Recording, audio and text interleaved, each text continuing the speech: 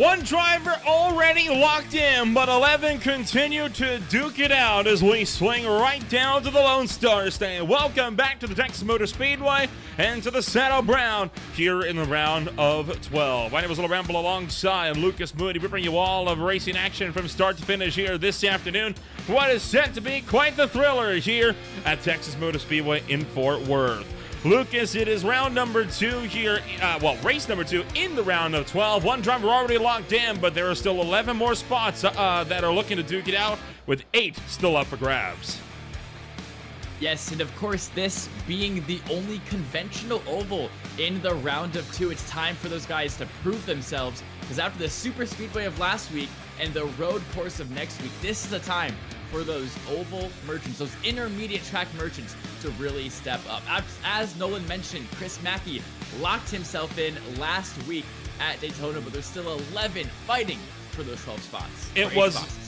It was last man standing last week at the Sunshine State, and no doubt not going to be the same here this afternoon. Things are looking to be a little bit more tame as we enter the middle portion here of the round of 12. But right now, Sigford on the outside by 3, along with Jonathan Dominics, Brian Matthews, and Austin Guerrero, all within 10 points of Stephen Blevins and Akari King Wright. So for quite a few of these drivers, you know that Akari King Wright is going to be looking a little bit nervously over his shoulders. Evan Stewart, relatively safe. Same story for Douglas Ivey, Jamie Lee Dunny, TJ Ivey, and of course Robert Tester, who are anticipated to potentially even lock themselves into the next round just on points alone here at the end of the round of 12, showing that they still have the potential underneath them. But hey, there's plenty of racing left to go, and that track out there tonight, it's hot. No doubt some tempers will be as well.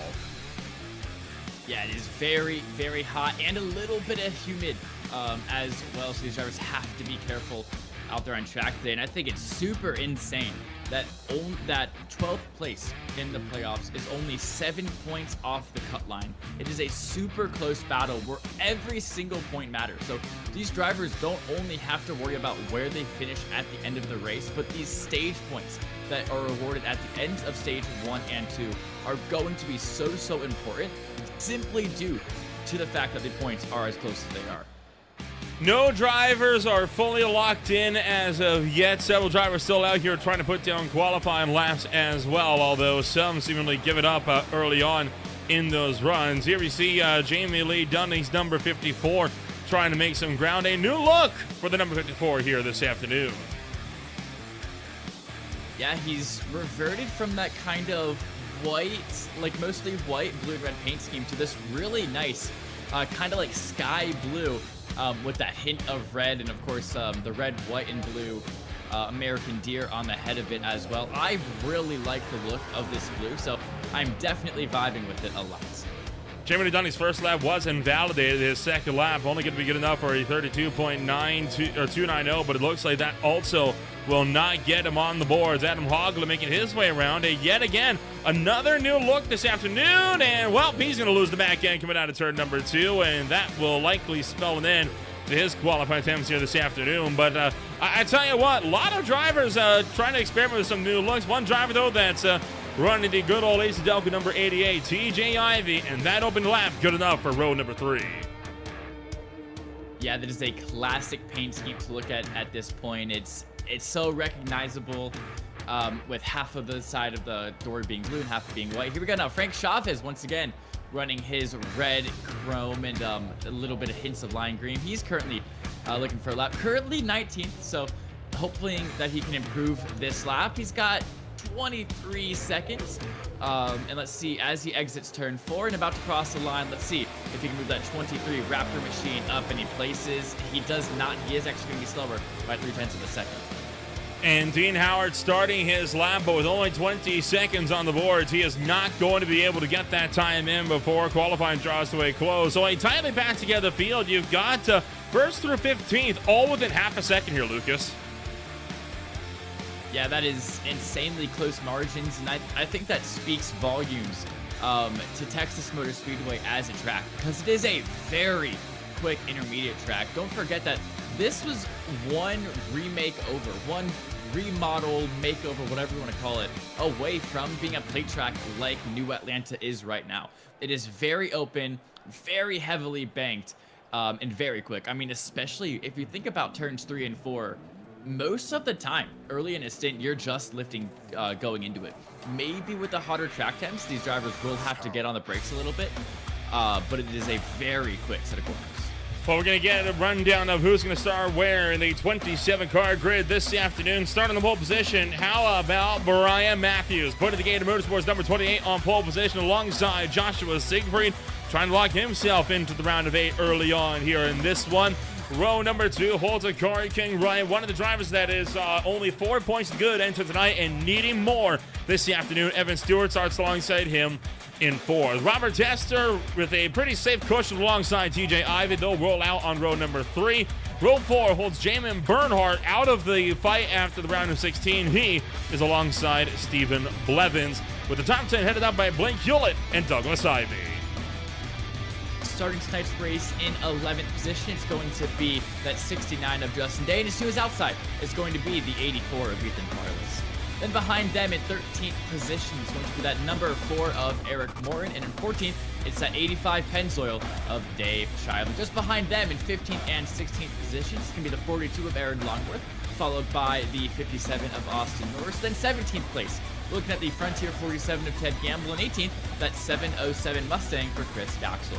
Rounding out your top 20 is going to be the 23 of Hank Chavez that we rode on board with the qualifying, and the 82 of Daniel Molinari. Molinari having quite the avoidance, went from 21st to 5th in just one corner at Daytona. He's looking for a good result this afternoon. Row number 11, it's Ron Malab alongside Chris Mackey, the lone driver already locked in, the first driver not to take a qualifying lap. Jamie Lee Dunny also unable to get a lap in. He starts 23rd alongside Austin Guerrero in 24th. With the back of the field holding Adam Hogman, Samuel Longworth, and Dean Howard at the tail end. So the field making their way out onto the racetrack here this afternoon, and it's looking to be quite the run ahead of us here, Lucas, as this race is ready to kick off in earnest for the Lone Star State. Yeah, and I am 100% keeping my eye on this front row, Nolan. You have Brian Matthews and you have Joshua Siegfried. Both of those guys are currently in the back 4 of the playoffs. They're sitting 11th and 9th, respectively, -6 and -3 to the cutoff line. So both of these drivers, they're outside of the playoffs, but just by a bit. They have a lot to prove here tonight, and a good race to really slingshot themselves up the order and make it so they have a much easier and less pressure at the Charlotte Road next week. Well, the field going to make their way into turn numbers 3 and 4, and as always, we are happy that you could join us for more racing action here on this beautiful Friday afternoon, as they'll make their way through turn numbers 3 and 4. It is about time to get the party started, so the Ironson pace car makes its left-hand turn into pit road, and it will be Brian Matthews who will lead the way into the Echo Park restart zone, and it's go, go, go in Texas!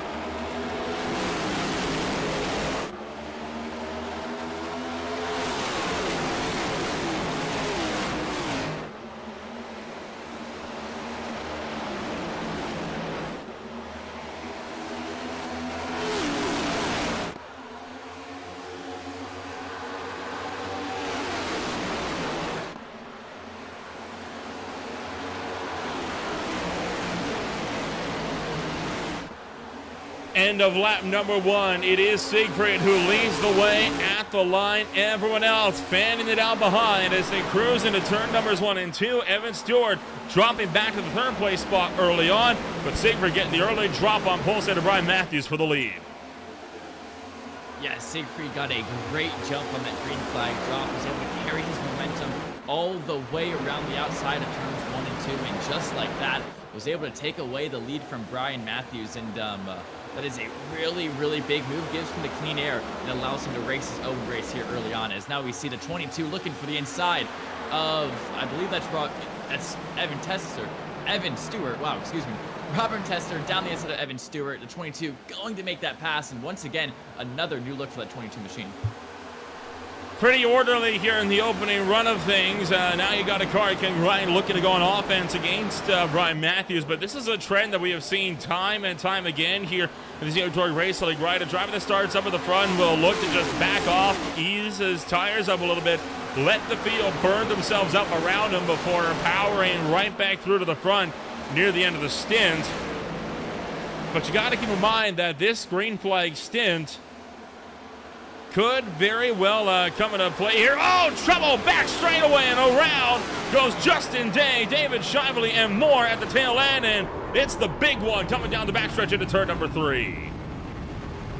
Yeah, that is a lot of tire smoke. You see that one white machine has a completely ruined front end, and I was kind of able to see what happened there in the background. It looks like that 69 of Justin Day got a little bit loose, went up, hit that outside wall, and I think that had a chain reaction effect on the cars behind, but we'll definitely get a replay and take another good look at it. Talk about a bad break for the field here. Not the way they wanted this race to kick off here in the early span of things. Aaron Longworth up on the top shelf of the racetrack. This is exiting turn numbers 1 and 2.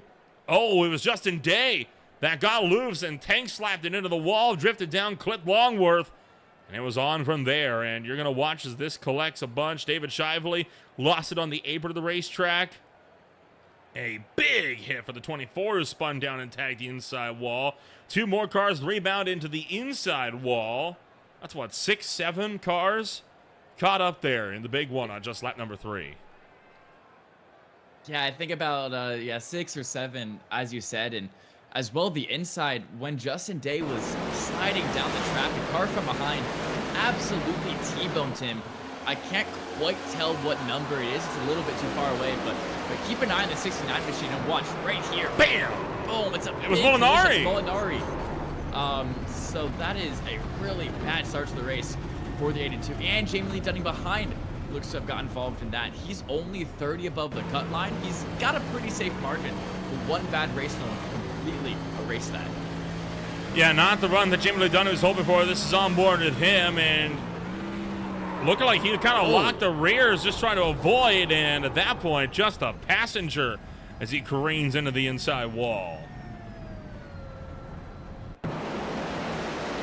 Yeah, I think with the car king right as well getting loose right before this incident happened, and a lot of drivers getting tank slappers during qualifying, I think this hot track is really, really going to mess with these drivers because it looks so tough to drive up there. I mean, we've already seen 5 or more of these drivers lose their rear end and either hit a wall, crash, or be able to save it in the Car King's right case. But I think it's going to be a very tough day for these guys because the conditions are seeming to be very, very bad out there.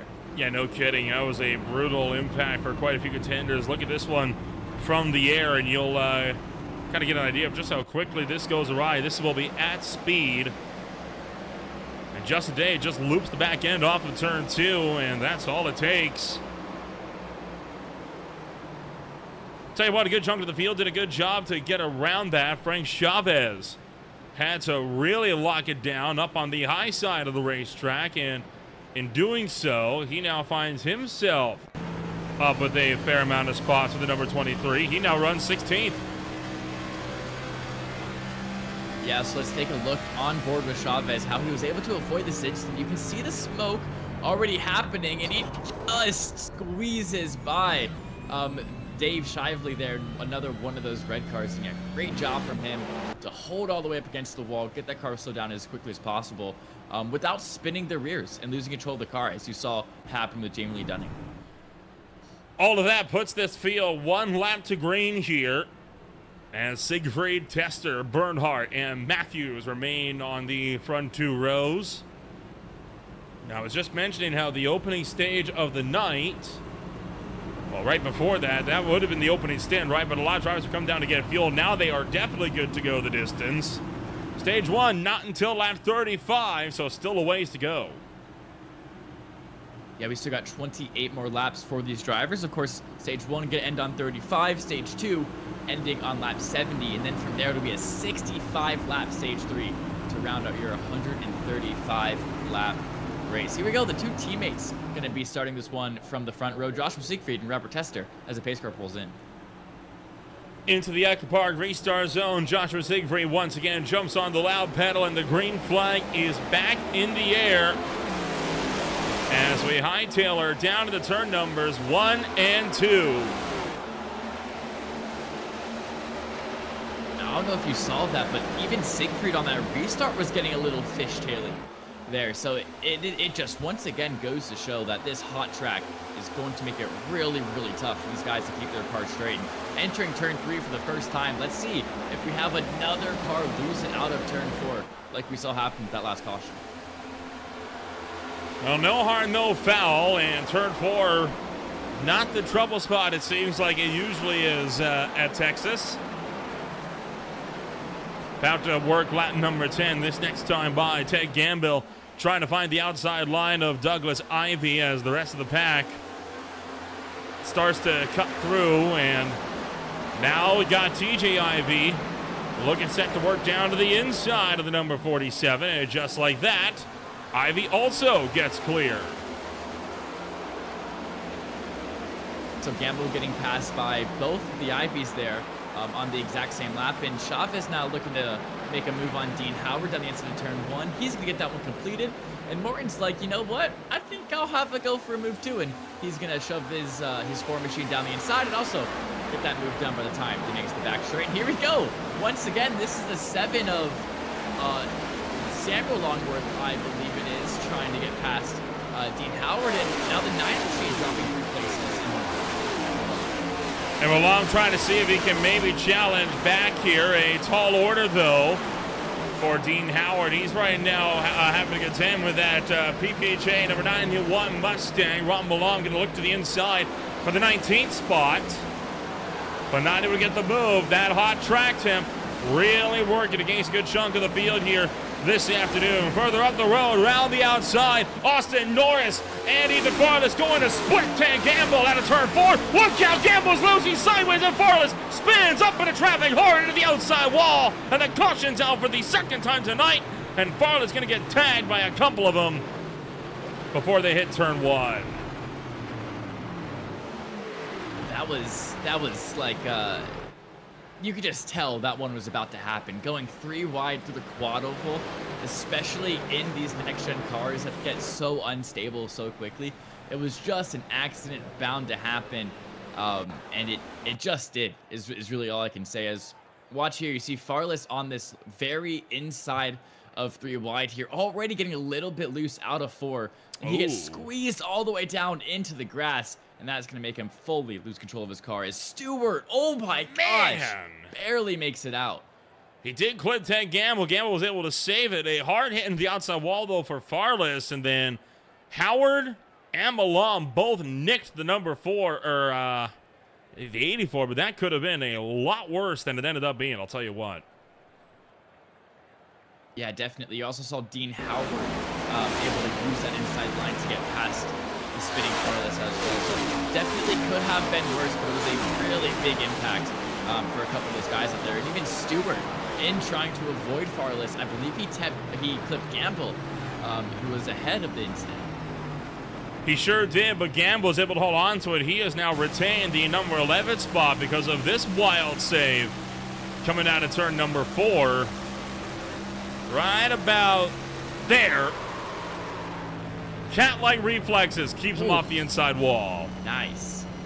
Yeah, that is really, really smooth, especially not only getting that initial counter steer to the right side of the track, but also not losing control of your car as you transition from the banking to the apron. It is a very, very hard transition that loves to throw your car loose. So great job from him. As a lot of cars coming down pit road, you see Molinari is completely out of commission for the day, and Gamble going to be one of these guys that pulls it into pit road. Yeah, several drivers into the box here getting extra service. For the most part, I'd imagine for damage repairs up and down throughout the course of the grid. Oh, and Ethan Farless has actually missed a stall. He's had to reverse back into it, so a tough break for him. Drivers on the racetrack include Tester, Siegfried, Matthews, Bernhardt, and Hewlett, who continue to stay out, along with Chris Gaxel. Those 6 have not come down to the box, but that said, the only driver that's come down for tires so far, it looks like Eric Morton's number 4. I don't know if I agree with that here. What 14 laps in? That's the wrong call to me. Yeah, probably a little too early for tires, especially thinking that out of those 14 laps, we've had, 3, maybe 4 actually being run under green flag conditions. But if he's already been feeling a little loose out of some of these corners and maybe had a slide for one of the incidents, it could be a smart move to get rid of the flat spots and get a new set of tires. But it is a set he takes away from later on in this race. And of course, he is going to have a slower stop and lose him some track position. So I would have to think that he felt something or something happened to his number 4 machine that made him want to take tires, because there are 2 pretty big downsides to taking tires this early into a race. 2 cautions already in just the opening 15 laps, and we will still have another 20 to go before we get to the end of stage 1 this afternoon. Tester now leads the way. He is the leader in the points outside of drivers that are already locked in, which is right now exclusive to Chris Mackey. And the AAA Insurance Mustang looks set to have a good afternoon. Quite a few drivers throughout the grid, right? We talked about it before, but representing different cars. The number 2 moving away from the old discount tire number 2 to run the frontliner machine. Robert Jester moving away from Pennzoil to now represent AAA Insurance. We've seen a few other drivers experiment with schemes across the grid, and to me here, Lucas, I don't think it's any coincidence that this lines up perfectly with the clash that happened at Bowman Gray just this past Wednesday night. I see. So are you thinking that some of these guys... taking inspiration, shall we say. Exactly, yeah, to kind of match what their guys were running at the clash that happened past weekend. I think you're completely correct in saying that, because I'll have to do some research, but I wouldn't be surprised if a lot of the schemes we're seeing here tonight match the schemes that are happening in NASCAR. Well, it is the point where seasons are kicking off, so drivers could be looking to make a statement in leagues elsewhere as well, as the more championships get set to kick off their race seasons. But the green flag is in the air, and once again, Taft is on the loud pedal and well cleared the field by the time they get into turn 1.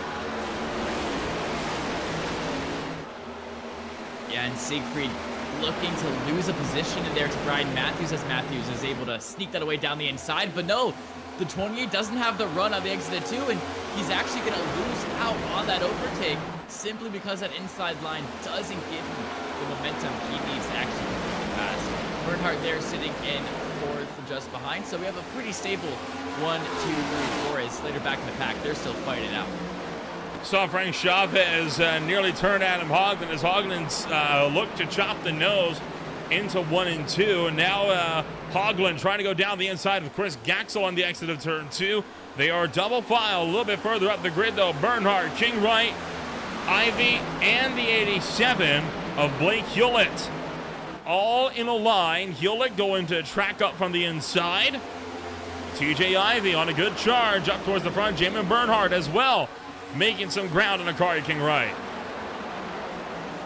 Yeah, I think Jamin Bernhardt's trying to defend using that inside line, but Akari King Wright, a multi-time winner this season, he is going to be able to make that pass down the inside, move his 1 machine up into 4th. But here we go, Blake Hewlett now getting interested on a move onto Austin Norris, as that's a battle that's happening for 7th position, and Norris is going to be able to hold him off for now, and we'll see how that one progresses.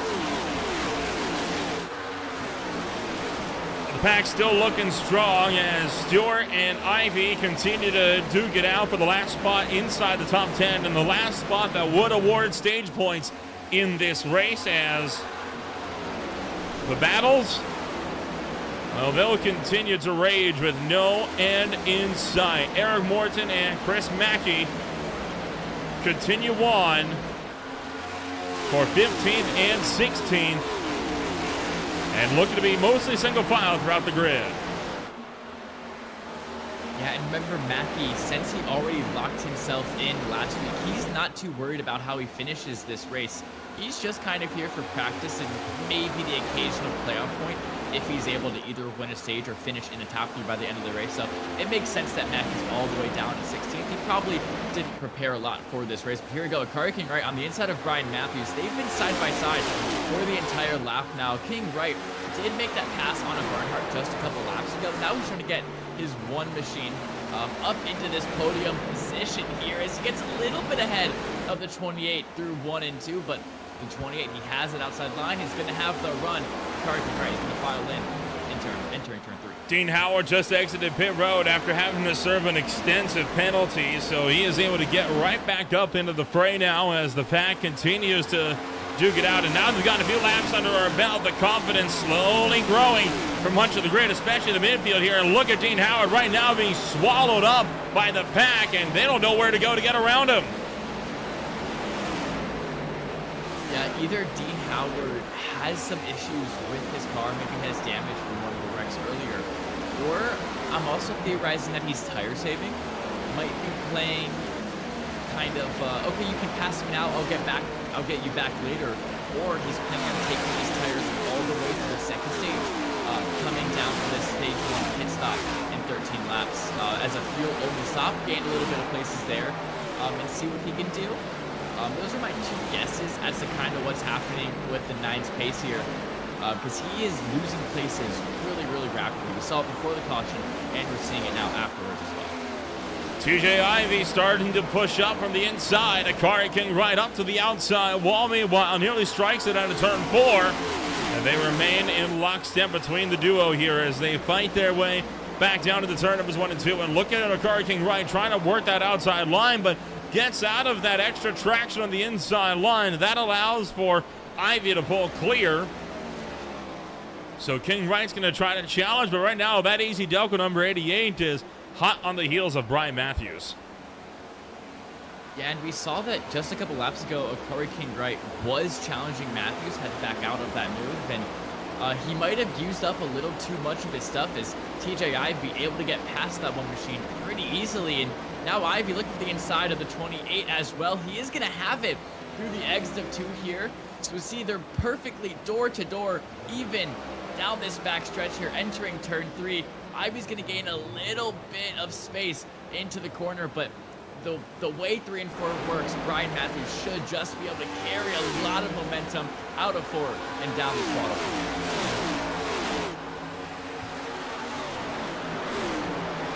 The pack going to continue to battle it out. No end in sight for the dogfighting that we're seeing. Only 10 laps to go in the first stage of the afternoon before we will have our first 10 points awarded to whoever is in first. And right now, it is looking like Robert Tester is going to be a tough nut to crack at the head of this pack. Yeah, Robert Tester, of course, your regular season champion. He's currently got a 0.5 of a second lead over his teammate Joshua Siegfried, who has a 0.4 of a second lead over TJ Ivy behind. Those two are looking very, very stable out there on the racetrack, and if they can keep this pace up, it's definitely going to be one of those races to lose. But Stephen Blevins at 51, Ford Mustang looking very slow down the back straight here. I wonder if he has run into a problem. Might be able to get a replay, see what happens. Yeah, Stephen Blevins having a couple of issues here, and Daniel Molinari comes down pit road. Mackey side by side with Chris Gaxel in the meantime. And it will be looking like Mackey who will win out in this bit of a grudge match. This is what happened here to Blevins. This is, whoa, hold on, look out. Slides up the track, but he does catch the wall. Thought he might have had it for a moment. I mean, that is so tense to watch. The way his car wiggled back and forth, all up and down the track there. I mean, that was super, super tense. And I'm glad the guys behind were able to drive around him and not cause our third caution of the night. But I'm glad to see he only got away with a minor tap in the wall, which here in iRacing is very forgiving, Nolan. I don't think he would have gotten any damage from that.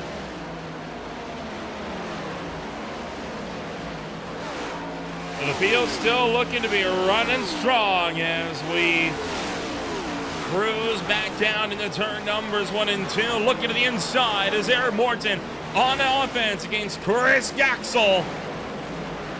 This will not be for stage points, but if Morton can improve any kind of track position coming into the second stage, it could be big for his overall chances this afternoon. You also have Austin Norris back around the outside of Everett Stewart. This didn't go well the last time he went around the top side, but is able to pick him off this time around and advance into 7th.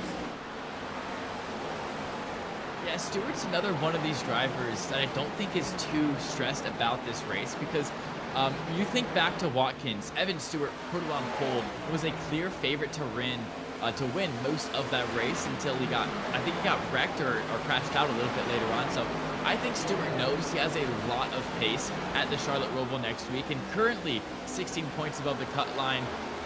I think he's perfectly fine with how he's doing, and he's not too stressed about getting a good position in this race, which means he probably didn't practice it as hard as a lot of the other drivers, which is probably why we see him 3 seconds off the lead here tonight. But he does get back around Austin Norris, putting his 37 back in the 7th. And the fight is closing for the lead of this race. Robert Tester has been slowly losing ground to the drivers behind him. So could we see Tester in a little bit of trouble here in the next little while, unless Siegfried comes under fire from Ivy, and Tester's putting the clutch in. He's not safe to go to the end on fuel for the stage. Oh, that's something we really didn't think about. We thought the caution would give these drivers a little bit more leeway with their fuel and allow them to make it to the end without saving. But as you can see, the 22 is not good on his fuel tank, and TJ Ivy is rapidly approaching. I don't think Siegfried was either. Look how much positions he'd lost, and Matthews actually having to pit as well. No drivers good on fuel besides maybe the 88 of Ivy. Along with others that came down to pit at some point during that yellow flag. TJ Ivy trying to close the gap here. He's got half a second up to Robert Tester here, coming to the end of stage number 1 this next time by, and Tester couldn't make it. He's coming to pit road. Wow, it's all completely kicking off here with 2 left to go in stage 2. Robert Tester is going to take the 1 to go, or not Robert Tester, TJ Ivy is going to take the 1 to go here, as it looks like King Wright, Evan Stewart, Norris, and those other guys behind, they did hit their number. They were able to fuel save enough to make it 35 laps, but it is a shocking end of the night for the other guys behind. And what this means is they're not going to be able to take the usual advantage and get back up to the front. They are going to have to start this race with the tail of the longest line. End of stage number 1. It is TJ Ivy, then it's Sakari King Wright, Evan Stewart 3rd, then it's Norris, Hoagland, Mackey, Doug Ivy, Hewlett, Morton, and Chavez for the top 10.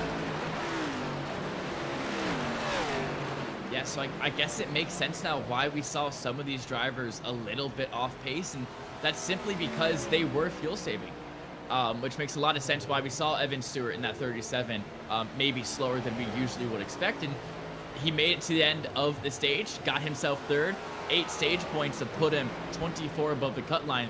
He definitely got what he wanted, and especially Kari King Wright finishing 2nd. He's only +4 right now. Those 9 points are going to go a long way.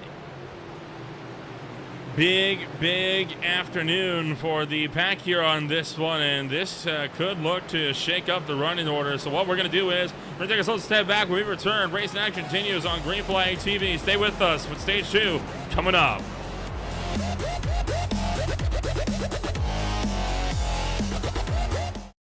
Racing isn't easy, but experiencing it is.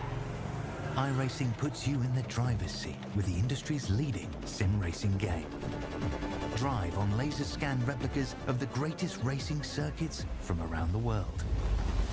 Go head-to-head against other drivers chosen by skill-based matchmaking to ensure competitive racing at every level. Compete across all your favorite series. In officially licensed cars, engineered to deliver the most accurate driving experience possible.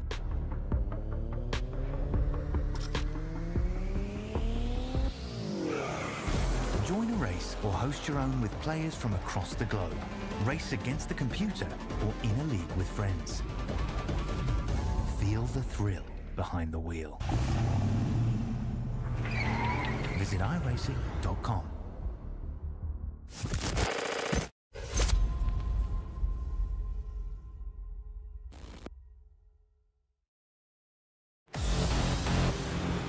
Welcome back to Green Flag TV, where we are still under the opening stage caution of the night. The field making their way into the box right now. Everyone has come down for service, save for those that just had to pit, coming to the end of stage number 1 here. Once again, my name is Ola Rampant alongside Lucas Moody, and together we're bringing you all the action from start to finish here this afternoon. There is your race off of pit road, and Right now, TJ Ivy looking to be in the catbird seat on this one, as he has been able to take what will eventually, I think, be the net race lead, because I don't imagine drivers like Hewlett are going to be able to maintain their gap having a pit before the end of the stage. Yeah, and of course, those drivers that did have to pit right at the end of that first stage, you think of Tester, you think of Siegfried, they want a lap down from taking that pit stop, so they're going to have to stay out one extra time, get their lap back, and then they'll have to race from there. And they're going to be down about 2 to 3 laps of fuel. So if they want to make it to the end of this stint now, they're going to have to fuel save even more than everybody else that was able to make it to the end of stage 1. So it's really a bad situation on top of bad situation for those guys that had to pit at the end there. Once again, thinking about Siegfried and Tester. Oh, I doubt anybody's going to be able to make it to the end of the second stage here. I mean, if you couldn't make it to the end when you had 2 cautions to help you out, you're not making it to the end of stage 2, hands down. I think a lot of drivers here are kind of aware of that, and they're anticipating it. So we can expect to see these guys going a little bit more aggressively, I might think, and then just pit around the halfway point of the second stage. I think it's definitely something worth trying for. If I was in the field, I would definitely go for it, especially when you think we're going to have a free 4 or 5 laps here before the stage actually starts under caution. And then knowing that it's a track like Texas, that you're able to carry your momentum around the track really easily, where braking is sort of not a requirement in a lot of the corners, where it does enable you to be able to save fuel really easily. I think it's definitely a strategy that I might go for, but yeah, maybe you're right. Maybe we'll see what the guys in the field decide to do, and I'm hoping we get a split strategy, because I love when we're able to see one strategy versus another, and we get to see what comes out on top. It's always a thrilling race.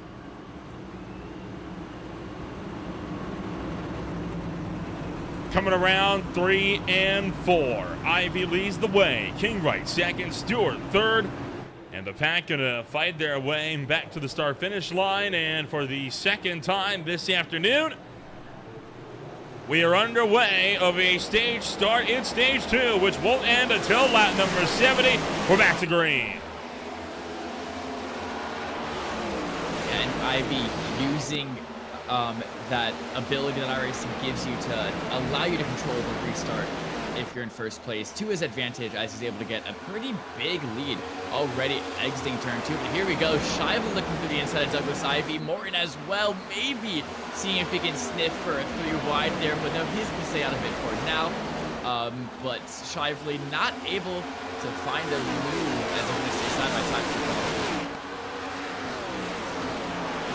It's a bit amazing considering how tight qualifying was, just how quickly these guys are separating here into their own little battle packs this afternoon. That's part of the challenge of Texas Motor Speedway. Yeah, it's a decent track to hot lap, but it can be incredibly difficult to try to follow a competitor through the corners here, especially turns 1 and 2. You get a little bit of an easier time in 3 and 4, but 1 and 2, the Achilles heel of many drivers. Yeah, 3 and 4 is super fun. You break a little bit on entry, maybe get that car chucked in, and when you're already about 40% of the way through the corners, you're able to just full throttle it and let the banking take you. Use that inside line to your advantage, and really just completely run through the rest of the corner with a lot of throttle input. It is such a fun set of corners to run 3 and 4 is that I definitely recommend anybody that hasn't, definitely go and give it a try in your favorite oval car, whether it be the truck, the Gen 4, the next gen like we're seeing here tonight. Even the Indy car 3 and 4 is super exhilarating. This track in general for the Indy car is very dangerous, but I've been in iRacing League that has run it. It is super fun, super high speed, and it's like a chess game. Like a lot of those higher speed IndyCar tracks are. It's like a chess game out there, and it's super fun to drive. But here we go, Longworth looking for the inside of Norris on the quad. Oh, hold on! Contact with Longworth and Shively, and nearly sends both competitors around. They are able to hold it together, but that does let Austin Norris get a charge going. Tell you what, oh, hold on! Longworth sideways again in the back, trying to lock it down. Does he keep it off the track? He does not. Caution is out. I just hate iRacing sometimes. Like, why? Like, I get that Longworth came back on the track at slow speeds, but he was obviously just trying to re-enter to get back to his race. I cannot fathom why iRacing threw a caution there. Well, in all fairness, real world NASCAR, that would have been a yellow as well. That's true. That's true, yeah. It's one of those situations where, yeah, if one guy lost it and is slow there, a guy a few cars back could also lose it and plow into him, and that creates an even worse situation. So I don't have as much of a problem with it if it would have been a yellow flag thrown by NASCAR as well. The problem is, of course, consistency. And so long as everything is consistent with it, there's little we can do to complain about it. But right now, TJ Ivy leading the way. Lucas, do you want to give a chit chat with our stage 1 winner here? I definitely think we can. Last week we got to speak to his brother a couple times, so yeah, let's get TJ Ivy up in here, the booth, and see what his are going like right now. Well, here we go. Welcome, TJ Ivy, up to the booth, stage 1 winner. What are the main things on your mind right now? Is it playoffs? Is it what you're having for dinner after this? Talk us through it. Number one is just having a good run today since I'll be missing next week. I need to maximize some points. And then number 2 is fuel, because this could end up being a fuel strategy race here at the end. You know, we're kind of close here on both, really going in both stages, even with this caution. So those are kind of my 2 main concerns right now. Yeah, I was thinking with how close stage 1 was, even with the 2 cautions, here in stage 2, it is going to be another very close on that fuel battle.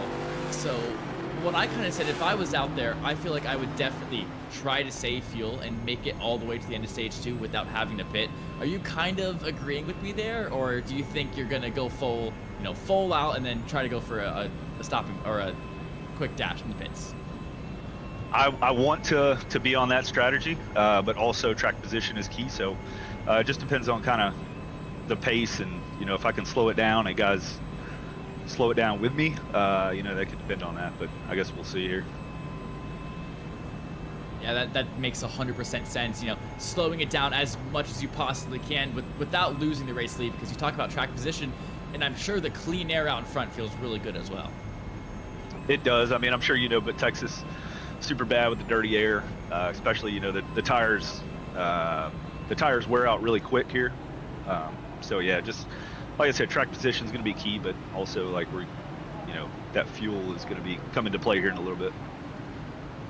All right, well, the lights on that pace car are off. You guys are lining up double file, so I'll let you do your thing, and thank you for taking the time to speak with us. Thanks, guys. Enjoy the stage 2. All right, definitely we will. Thank you, and good luck to the rest of your race. TJ Ivy, our stage 1 winner, starting start from point alongside the 37 of Evan Stewart. Take a quick jump back on what put us under I think this is the 5th caution of the day at this point on here. It was Samuel Longworth got loose out of turn number 2. Did a good job of locking it down at least, but unfortunately still brought the yellow flag out because of how slow he was on the racing surface. And the green flag set to come out this time by. And as they're rounding turn 4 now, still Adam Hogland going to be a kind of surprise name in this top 5 here. Not in the playoffs in that number 12 machine, but he's set right there in 3rd position. He's had a great race here tonight, and he is in that not in playoff tournament, so he is still hoping for a good result. Wanting to finish above Rob Malam to get himself a point in that battle. Field going to come down to the start-finish line this time by, and yet again, the green flag is in the air, and race in action is going to continue as we dash towards turn number 1. Ivy not able to clear out from Evan Stewart this time by into turn 1, and Stewart forced to tuck in behind him for 2nd place, not for lack of trying, though.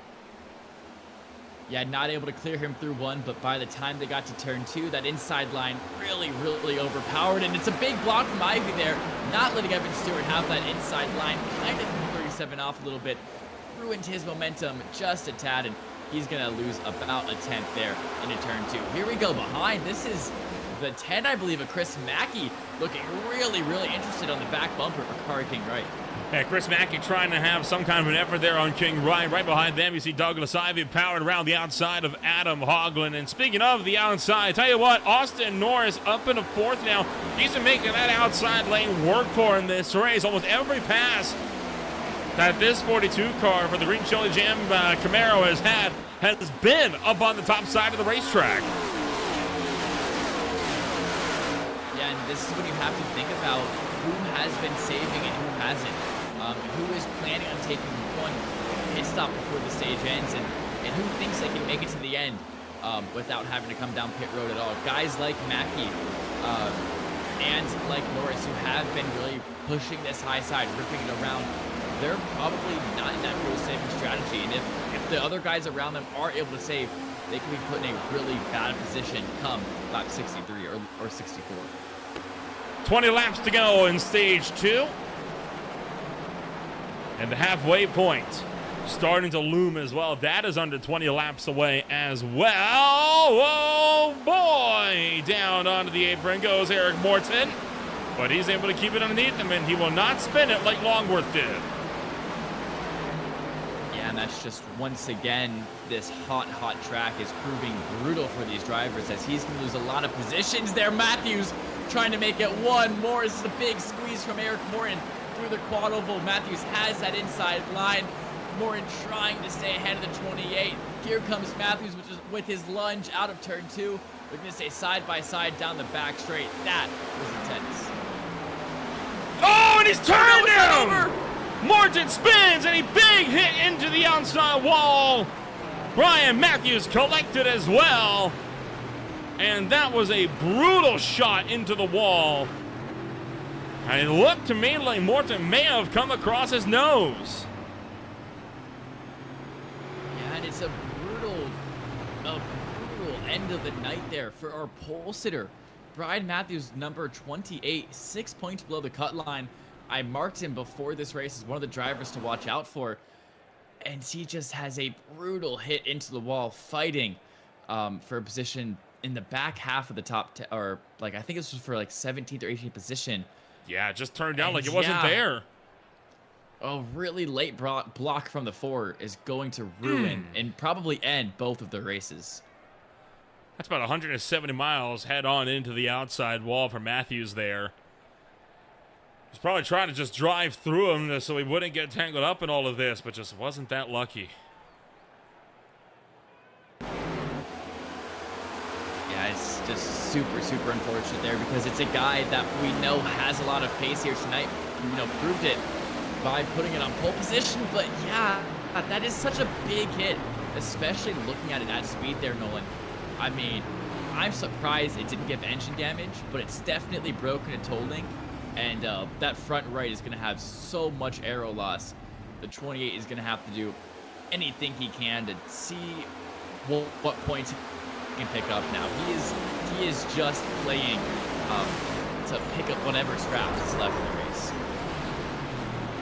And that hit right there from that wall really does a good job of showing just how violently they both went into the outside fence. This is on board with Brian Matthews and what he saw as he careened up into the fence. Yeah, and once again, it paints the picture pretty clear that Matthews was there, and Eric Morton did turn down. Could Matthews have turned deeper or turned earlier into the corner, maybe give Morton a little bit of room? Yeah, probably, but he is not required to do so at all. Now on board with Morton, you see looks a little bit better from his perspective, but still that hit into the wall, very big. A harsh hit into the wall will put us under the yellow flag once again. And, I tell you what, we've had a lot of hard hits. And something tells me we're not done with hard hits either throughout the course of the weekend, especially with what is coming up tomorrow morning, as we are going to be having ourselves the VSCA Sports Car Championship tackling the Long Beach Street Circuit. And as well as that, how about a no-holds-barred, no-track limits brawl at the Virginia International Raceway? It's a 2-hour enduro that will see Pro 2 trucks, rallycross cars, and more duking it out for what's bound to be an intense journey there alongside the SRA IAL Truck Series that same evening at Phoenix. And then on Sunday, the Precision Automobile Club Esports will have Circuit Zolder. That will be coming up for their season finale, and it is looking to be a nail-biting final race in Belgium. CIL Cup Series takes to Rockingham alongside the High Tide Racing League Premier Series at Sonoma, with the Mid-Atlantic Racing Series getting set to conquer Avondale this coming Tuesday. Yes, we have a very, very packed week here, and we have a lot of races tomorrow. 3 races on a Saturday is going to be absolutely mental, and of course, ending it off will be SRA around Phoenix, continuing their IEL Truck Series, which is a pretty, it's been a pretty good battle so far. Of course, I believe that's going to be the 4th race in the season now. And if you want to watch that, that'll be me and Nolan once again casting that at 8 p.m. tomorrow night. So do not miss it if you love seeing the trucks around Phoenix.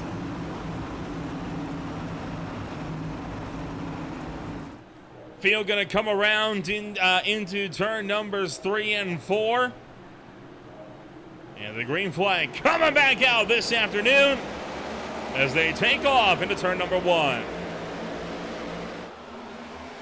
Once again, that 88 doing a phenomenal job of getting a good restart. Akari King Wright able to use that and jump up ahead of Evan Stewart for 2nd place now, but Akari King Wright is going to put the block on Chavez into the wall behind. Gamble and Hewlett have to go for hoarding action. And Hewlett caught the wall as well, and that stacks up the field with Gamble, Mackey, as well as Bernhardt. Now they'll keep fighting amongst themselves, but these guys are not. Oh, and around goes Gamble, slides down somehow, pulls it underneath him, but that was, frankly, felt a little uncalled for. Did I see that correct? Did Logworth just straight up push him? It was Mackey. It was Mackey. I never lifted. I mean, I don't know what the plan was there. Yeah, I mean, I think you said it perfectly. Just super uncalled for. I think definitely a mistake on Mackey's side, and I think that after the race, will definitely owe a lot of apologies to Sam Longworth. There is another car gets loose on the exit of 2 there once again, proving how tough it is. That was actually Evan Stewart, currently running in 3rd place. So, I mean, it's just so tricky for all of these drivers, no matter where they are in the field. And Hoagland even clipping the wall at a 4. Under 15 to go in stage 2, and it has been, you know, we thought that it wasn't going to be so much of a bloodbath tonight. Boy, were we wrong. There's been a multitude of incidents, and now Douglas Ivy catches the ball. So that's 3 cars in the span of 3 corner rotations that we've seen strike either the turn 2 or the turn 4 wall in a lap and a half.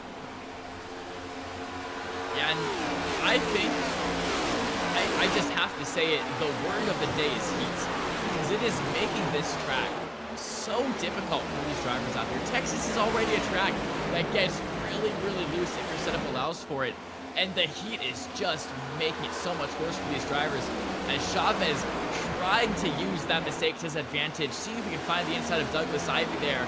Through 3 and 4 they go. Chavez not able to find anything, and Ivy is able to hold him off for now, but I feel like there's going to be a lot of battles that are just going to keep looming, and eventually really pan out into a move here, just because drivers are bound to make a mistake here tonight. Oh, Evan Stewart again, way to the inside, but that time it's because he's going on offense against Akari King Wright, and he has got the pass done. So Stewart flashes by King Wright and punches his ticket into the number 2 spot. But TJ Ivy at the head of the field, trying to see if he can pull away. Yeah, at the head of the field, and at the head of the field by a big margin. 9/10 of a second.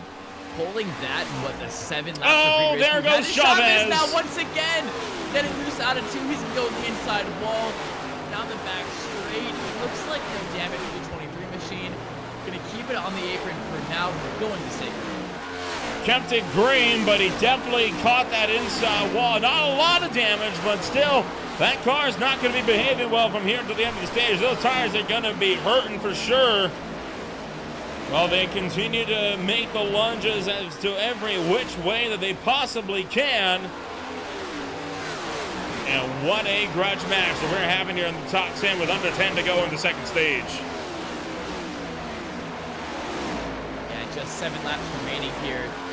Further back in the pack, this is, of course, the battle for 6th position, as Jamin Bernhardt and Chris Mackey both able to keep both of their cars really closer to Douglas Ivy. Through turns 1 and 2, they go, and they're able to stay close, but that dirty air is just not allowing them to find the speed they need to actually set up or even look for a movie. Well, battle they will, as the laps continue to wind down little by little. Chris Mackey to the inside of Douglas Ivy, looking forward at least. Can he get the nose in? No, he slides! Keeps it together, but he'll drop a spot instead to Jamin Bernhardt.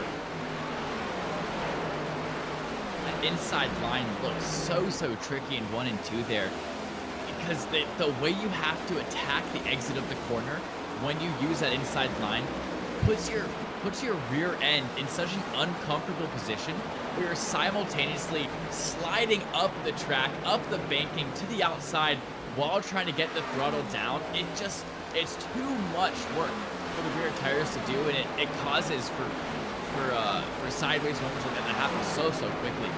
As you see now, Norris to the inside of Blake Hewlett. He looks to be able to get that move done, but no, Hewlett able to keep his car around the outside using that outside line at 3 and 4. 3 laps to go. This next time by, Austin Norris for the first time having to go on offense on the inside as Hewlett looks to defend from the top. Robert Tester also in the mix. This is for spots, for the last spots up for grabs in the stage. Tester gonna put him 3, and he's gonna get turned. Slides with Blake Hewlett. Hewlett up the track. They're gonna hold on. Tester though doesn't. He slides the inside. No caution. We stay green.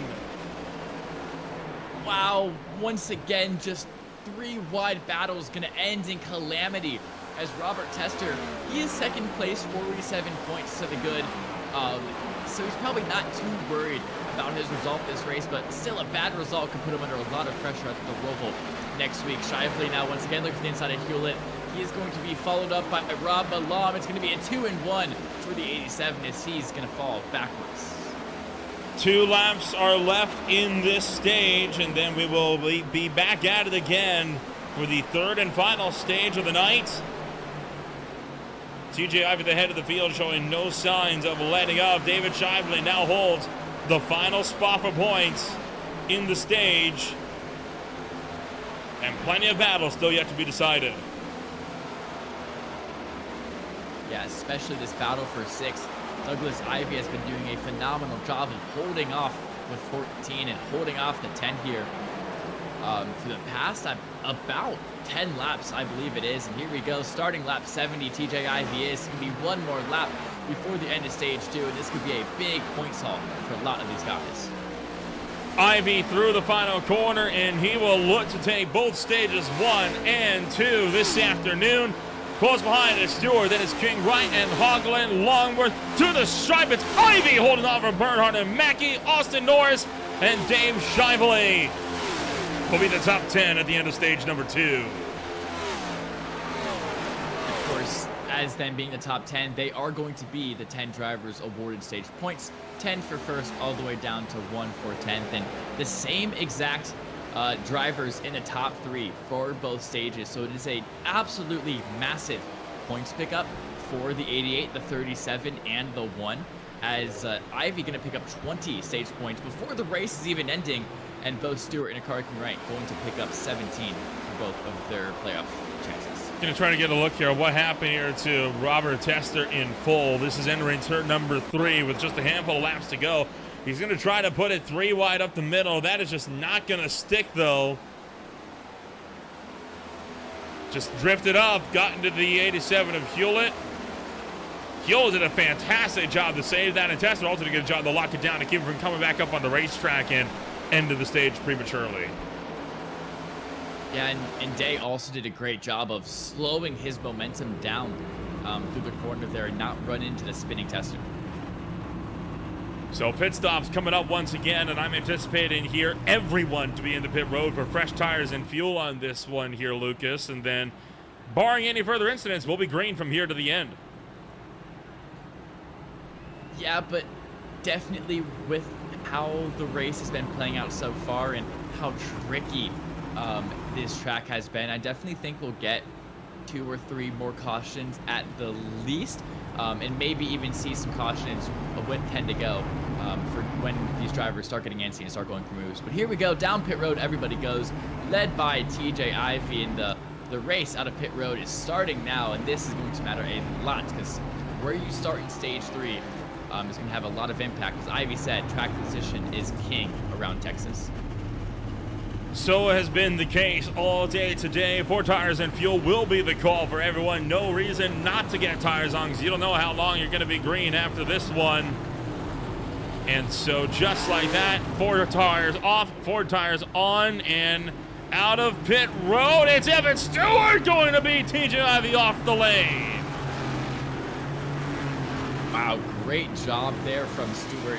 Able to get in and out much cleaner than Ivy in that 88 machine. So just like that, he's able to jump him on pit road, and he will now be the one controlling the restart.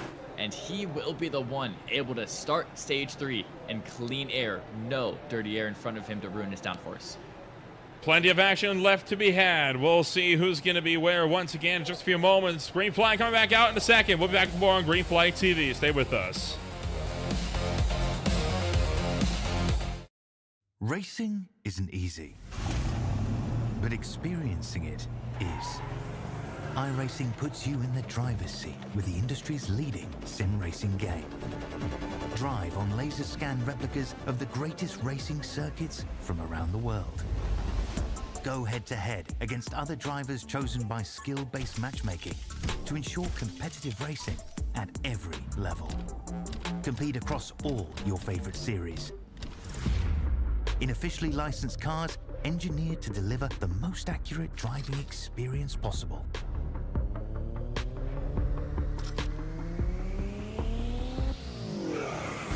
Join a race or host your own with players from across the globe.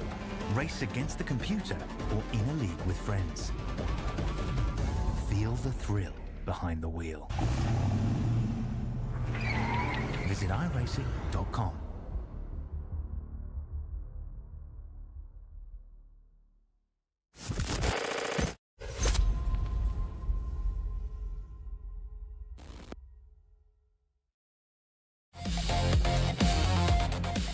Welcome back to Green Flag TV, where stage number 3 is getting set to kick off here this afternoon. The Unitorque Racing League at the Texas Motor Speedway. I'm Nolan Rempel alongside Lucas Mooney. And Lucas, this field coming back to the Green Flag this time could be a wild entry to stage number 3 with about, 61 laps on the board. Yeah, and of course, don't forget what these guys are racing for. They're racing to lock themselves into the round of 8 and have a completely stress-free Charlotte Roval, a very difficult road course. These playoff drivers are going to want this win more than anything. Green flag is into the air, 61 laps remain, and we're back underway at the Texas Motor Speedway.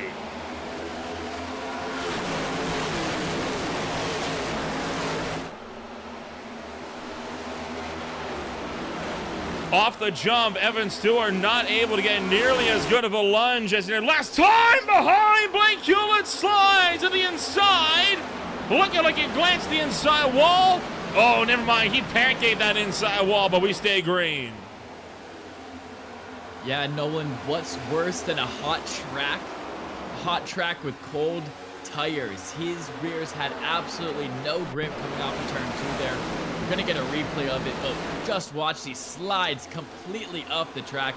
Too much loud pedal, too much left hand down, and he's going to take a big hit. That is quite a hefty whack in there as Evan Stewart and TJ Ivy going to make ground here. And now you see Ivy trying to go for the outside. Stewart bobbles quite big from the bottom lane, but able to hold it underneath him. TJ Ivy clawing his way back up towards the back bumper for Stewart. He's shown he can get there, and he wants to take a win and go for a clean sweep tonight. Yeah, as that's being done, Chris Mackey is going to take that fastest lap, now currently in 7th place. And I think these drivers know that this isn't too much a tire race, but here we go. Dave Shively looking for the middle of 3 wide. He's got Bernhardt on his inside. Norris on his outside is going to have to back off. Now he's side by side with Tester. Might lose that place as well. He is.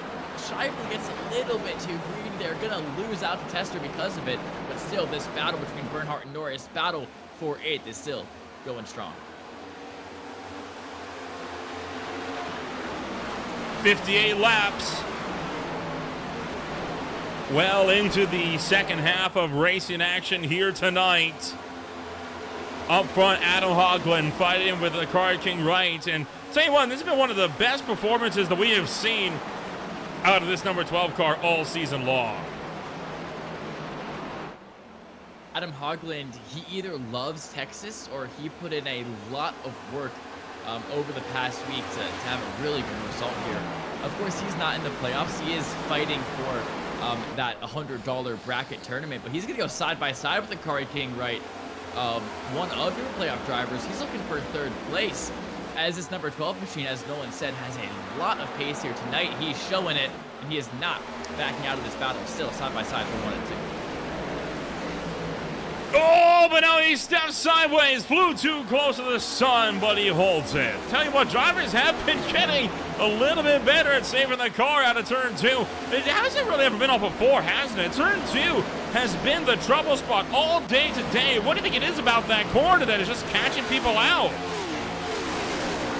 Yeah, it definitely makes sense now that I've started to think about it, because 3 and 4 is a corner that's weirdly banked, so you can just kind of floor it without having a lot of problems, but turn 2 is much more intense, much more difficult, and your car really slides up the track, and there you see the 7 once again getting loose. Oh, they're going to be contact between Malam and Shively. That was a door that was a little uncalled for. But yeah, 1 and 2, your car just loves sliding up the track. It's not able to stick to the inside like it is with 3 and 4. I kind of said it earlier, that simultaneous sliding up the track and trying to get the throttle down really results in this next-gen car getting unsettled, not being happy, causing you to lose your rear end there. And like you said, the drivers haven't gotten better at not losing the rear end. They've just gotten better at saving it when they do. It's not impossible to keep this car fully underneath them. I mean, they are driving at the sheer edge of control, lap in, lap out here today, and we continue to see evidence of this with how hard it is for drivers to get side by side. But whenever they do, it's usually for quite the fight ahead of us here, and it usually only ends when one driver strikes the wall. Yeah, a lot of the battles, they're going side by side for a bit, and yeah, as you said, it doesn't really end kind of when the drivers want to. It's just which one doesn't make a mistake first. Is kind of the nature of this night so far, as Ram Malam still trying to hold off Samuel Longworth from behind. Of course, the battle for lucky number 13th position.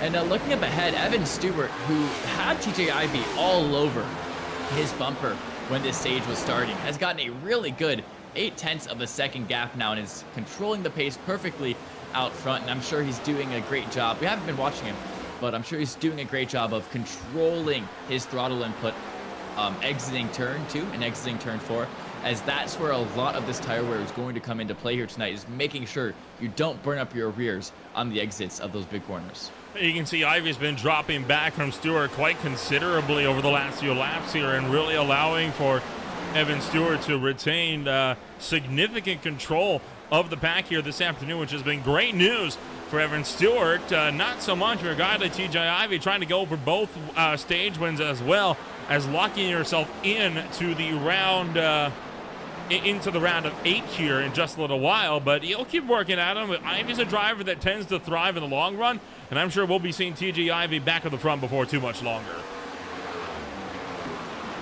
Yeah, definitely. You always have to think about fuel saving, tire saving when it comes to pace like this. I think fuel saving can be completely thrown out the window. This stage 3 seems to be a very simple, straightforward, cut and dry one-stopper, pitting with about 30 laps to go. But yeah, if the fuel saving is not the reason for the pace difference, then you look to tire saving. As Justin Day's having a bit of a problem behind, we saw him get back on the track from the apron, but no harm, no foul, we're staying green. And I think that 69 machine is going to get back up to speed now. But yeah, the tire saving, that definitely could be a factor here. Is Ivy playing for the longer run and maybe losing a little bit of time now, but in 18 laps or so, might be able to find that time again and actually go for the lead? That definitely could be what we're seeing. This is what happened to Justin Day. And whoa, hold on, buddy. Wow, a big slider coming down the back straightaway, much like Samuel Longworth earlier on, but because the last of the runners got around him before he got too slow, no caution.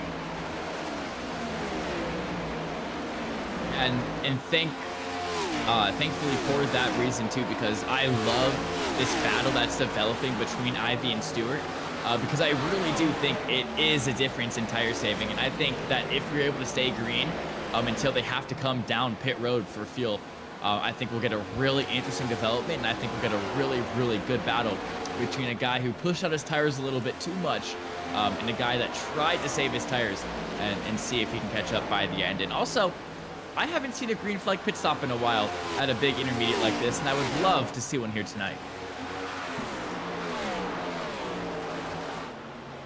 Well, they'll keep fighting, but elsewhere in the pack, they are going side by side as Joshua Siegfried and Douglas Ivy exchange positions for 10th and 11th. Just in front of them, Jamin Bernhardt's been trying to run down Austin Norris for the last couple laps. Austin Norris, we saw him go on quite a big charge, especially in the opening stage, but he's kind of stalled out around the 8th place spot and has just not been able to find a way to get into 7th. Yeah, it's super, super difficult, especially thinking that he's constantly under pressure from Jamin Bernhardt and Joshua Siegfried behind, two very quick drivers here in the ZTRL, and he has lost a draft ahead from Aaron Longworth, but here we go. I said he's under attack. He's going to be really under attack here as Bernhardt looking for a move down the inside of turns 1 and 2. He is fed up with Austin Norris's being off the pace here, and he's going to make the move coming out of 4 and down the quad oval. It will be Bernhardt in 8th. Good showing here from Austin Norris. Still up 7 positions today, about to be 6th though, as Siegfried is going to try to look down the inside of him as well. Well, they'll keep working at it, and I'm sure Norris still has a bit more in the tank they can use to try to go after these guys before they get too far ahead.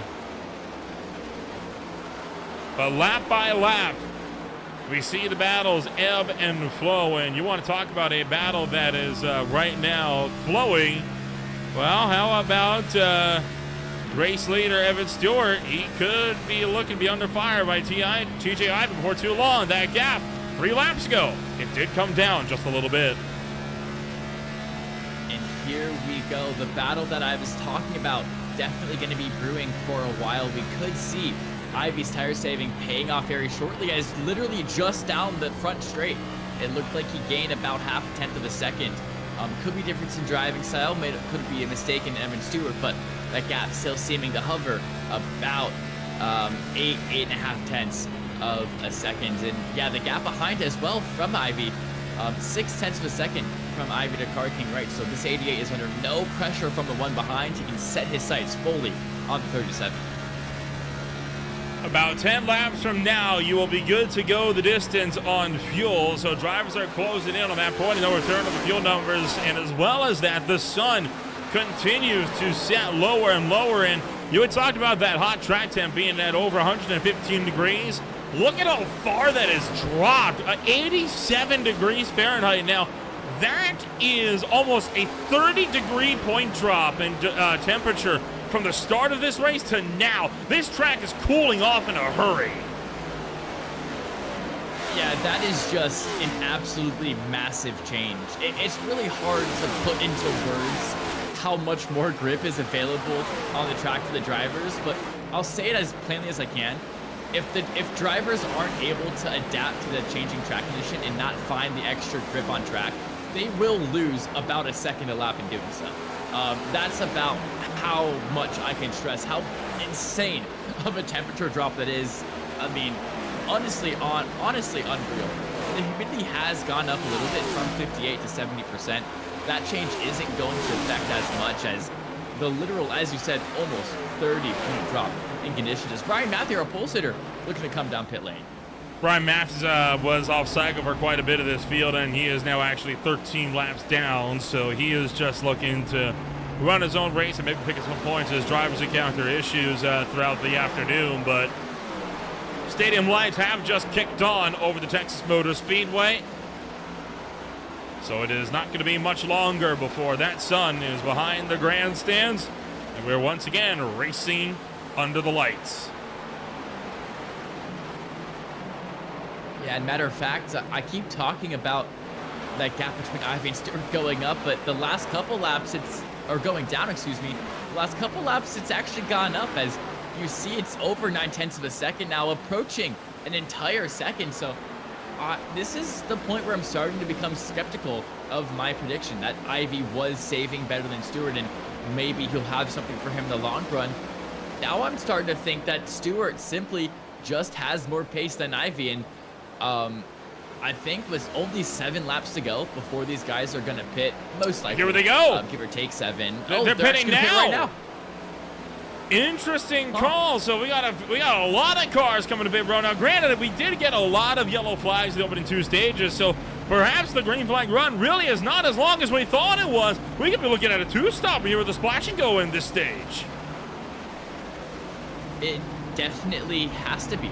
I mean, you think, when did we go green? Lap 75? That would have been with 60 to go, and now we're 36. You're telling me 24 green flag laps is roughly all these guys can do? We're definitely going to see a 2-stopper here, and this cut and dry, simple 1-stop that I talked about 20 laps ago is just inherently wrong. Oh! Definitely going to be a 2-stopper. Evan Stewart, only 2 tires on the number 37. He only took right sides. Same story for Robert Tester. Interesting. I think that they're just going to take 2 tires right now, play for that track position, and then when they come down for their second stop, that's when they'll take 4 new Goodyear tires on their machines. And I am not the biggest fan of taking 2 tires. I say that a lot of the time on the channel as Samuel Longworth's 7 machine going to come down pit road. I think it's only really good when there is literally 5 to 6 laps left in the race, and you know that you're only going to be on 2 tires for at most 5 laps. I think with 34 to go this early into the race still, I'm just not the biggest fan of it. I think that the tire model has really evolved over time to your left sides use a lot. They use a lot more grip as well, comparatively to the rights. I mean, the right's still more, but the left ones have really caught up over time. But with Longworth taking 2 as well, I might just be at a complete disagreement with a lot of the field. Most of the field is actually taking 2 tires, so it does lend to the credence that, hey, maybe we're wrong. Maybe 2 tires is the call, or perhaps they just don't have enough tires to go the distance here, which is an equal possibility. Frank Chavez, by the way, caught for speeding on the way into pit road. He is not the only one. Austin Guerrero has had a similar penalty come down. Yeah, and a lot of troubles on pit road because you saw Hogland completely drive past his box there and have to reverse back into that. That's going to lose him about 1.5 seconds, 2 seconds of real racing time. There are right now, Molinari. There's 5 cars with active black flags. Molinari, Matthews, Chavez, Guerrero, Malone, all have to come down to pit road for penalties. That's insane. That's shocking. I wonder if, I mean, troubles in speeding.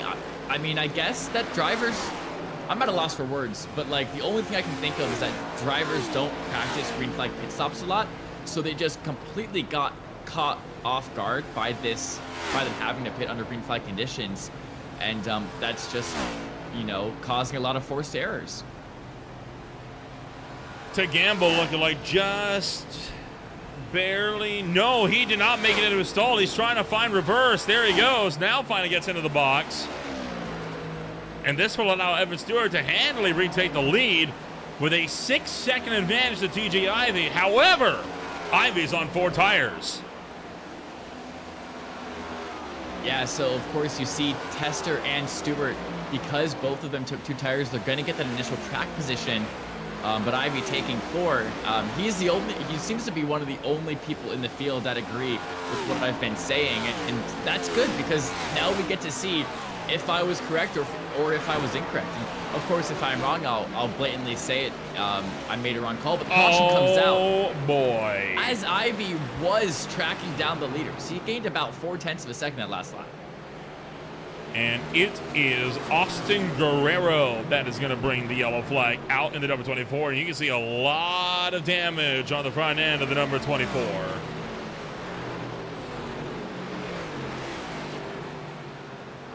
And we're going to keep with this because he is passing quite a few cars here, and he is driving quick.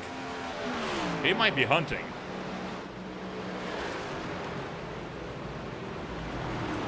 Yeah, I'm kind of confused.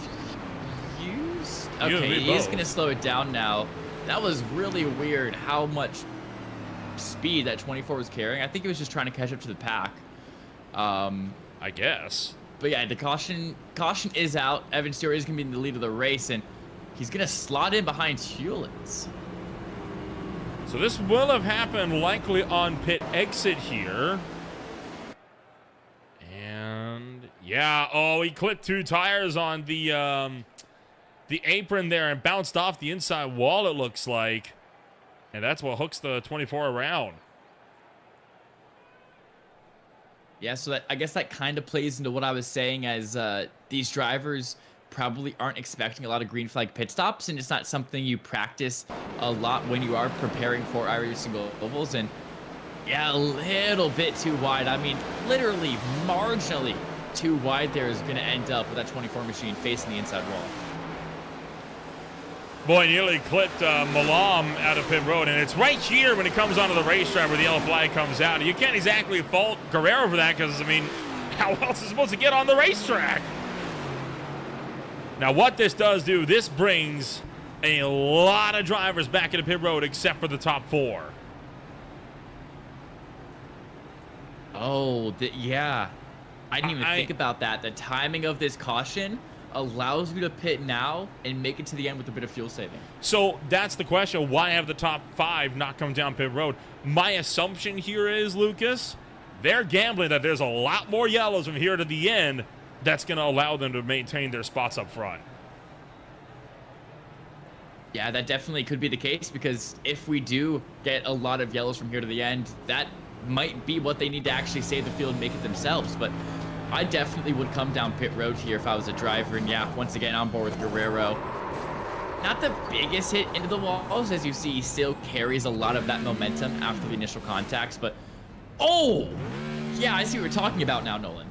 Yeah, Malam had a bit of a scare coming out of pit road, and lucky that Guerrero saw him coming and quickly stabbed the brakes in order to avoid from running into him. But what do you think? Do we get a good green flag run in here, or are we going to be in a stop-start fashion to the end? I think that these drivers have definitely settled into a nice green flag rhythm, and I think that as long as we can make it 2 laps, we're going to see a nice green flag run from here to the end. But it's just those first 2 laps that are so difficult with the cold tires, with being grouped up in a pack. And of course, those are the 2 main reasons that cautions do breed cautions. So my prediction, if we make it 2 laps, we'll be green to the end. But if we don't, we might get a chain reaction effect.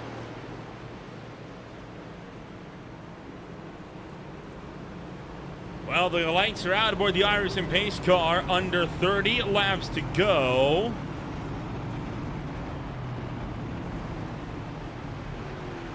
And the pack is going to get set to go racing before too much longer.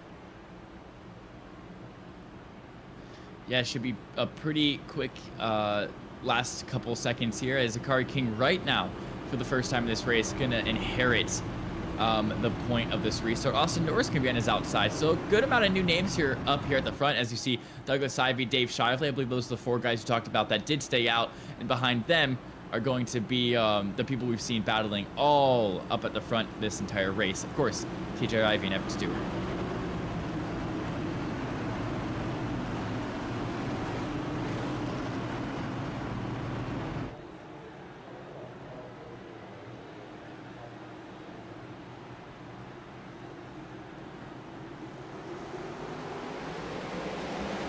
Green flag back in the air, in trouble already as multiple cars go spinning right off the gate. Hogland collected. Gamble is torn up.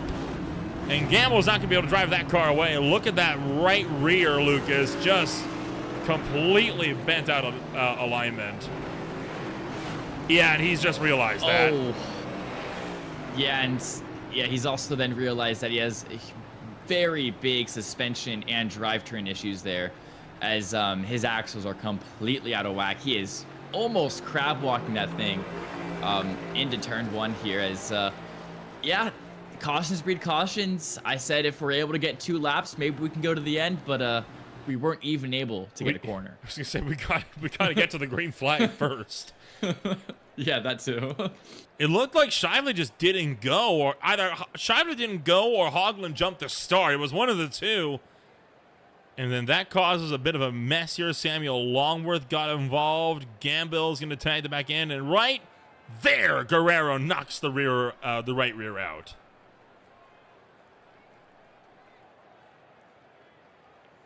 Yeah, as it's pretty straightforward incident here, as it's simply just an outside line got really checked up. You see Shively maybe try to go a little bit early.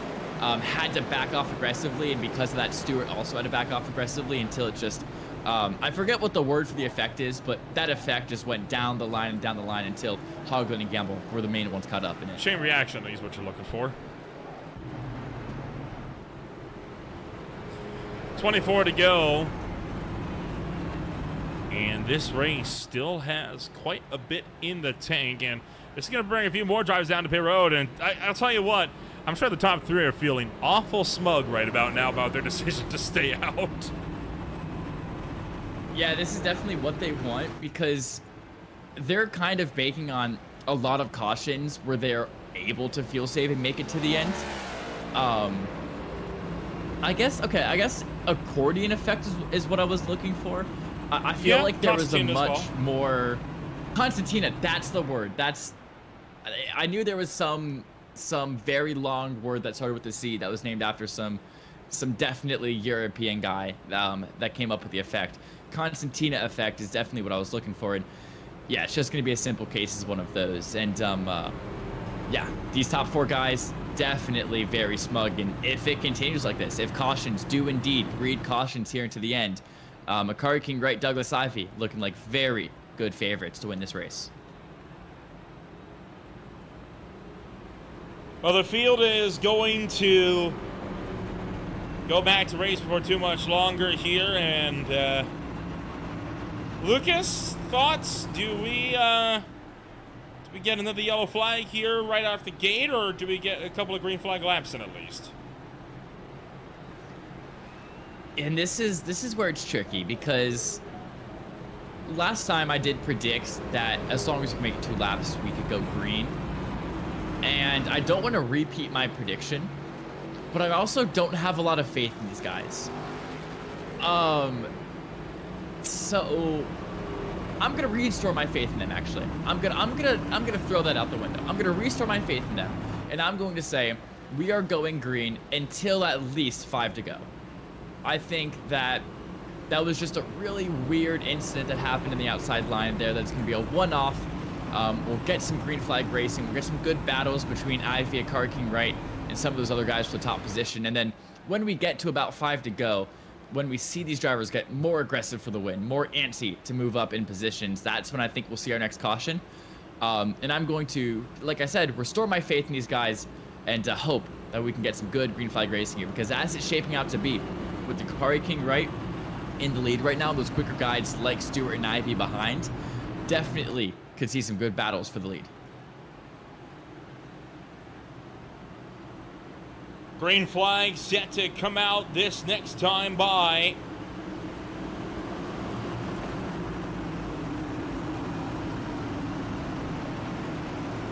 And Akari King Wright now with the lead. Douglas Ivey second, Austin Norris third. All drivers that still have not come down to pit road here since their green flag stops in the middle of stage 3. Green flag is in the air this time. A much cleaner launch as they take off to turn 1. Yeah, and Douglas Ivey got an amazing jump around the outside, just like Siegfried did to Brian Matthews on lap 1. Oh, I've got to boy! No, he's up in the wall! Holy And so are everyone's into the multiple cars wall. behind. There was a train of Whoa. like 6 or 7 that got to the wall. Now Douglas Ivey's been tipped by Norris.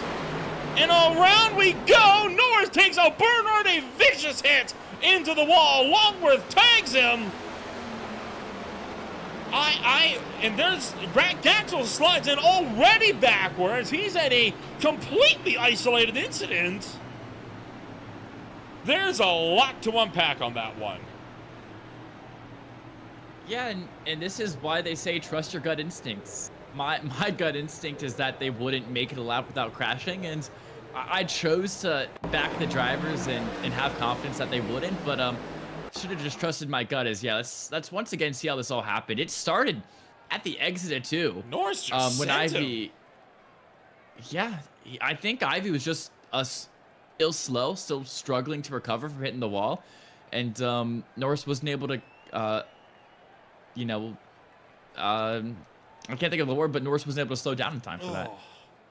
That T-bone hit for Longworth deals a big blow to Austin Norris. And you see Mackey's slow, and then there's Gaxel just sliding in, and he's already facing the wrong direction.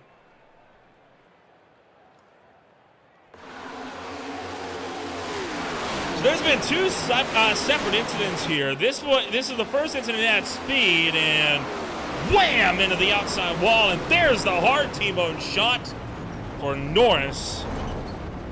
And then this is what happened to Gaxel.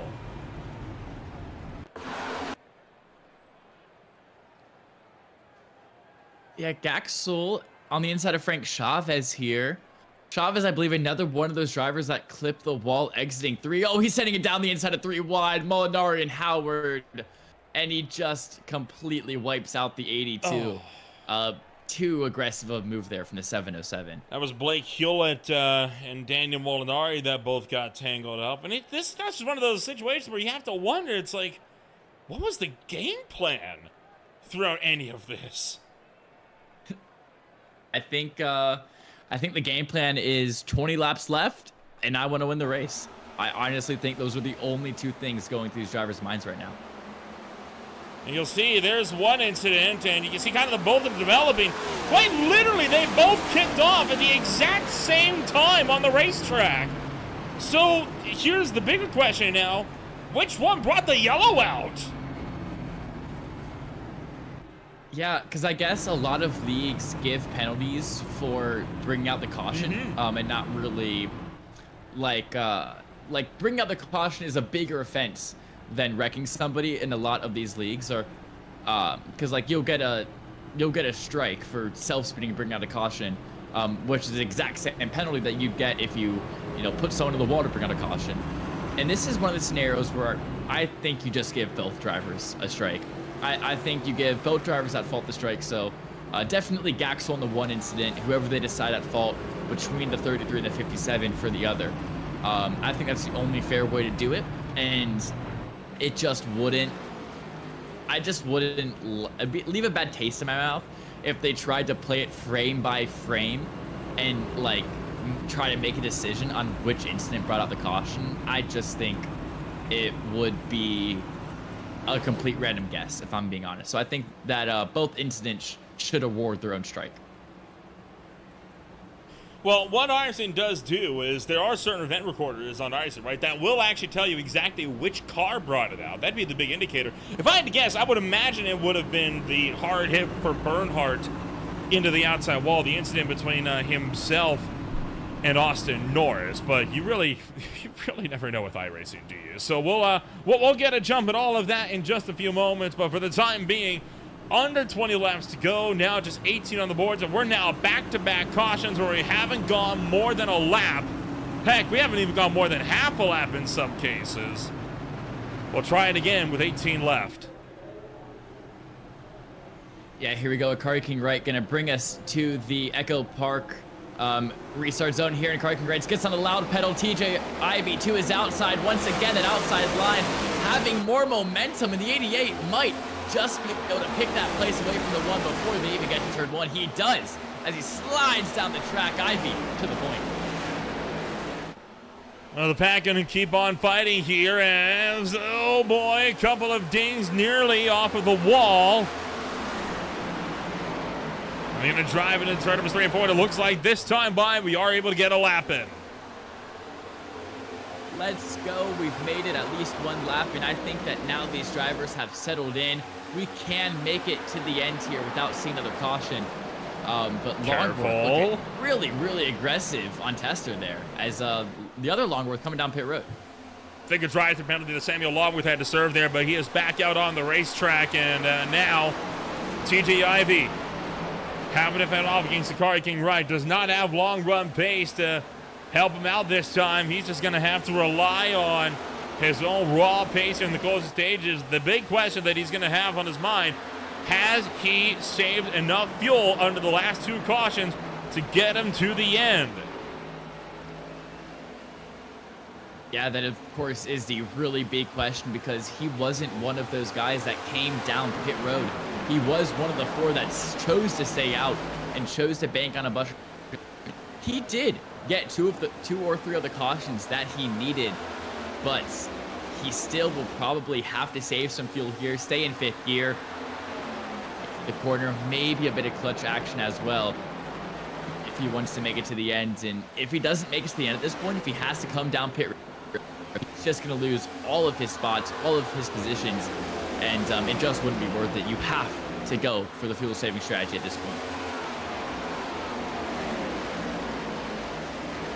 TJ Ivy continues to hold on to the top spot. They are single file all the way back, although at this point the amount of damage that has been dealt to several cars in this field is probably just from whatever scrapes and bruises they have that keeps them from going side by side at this point in time.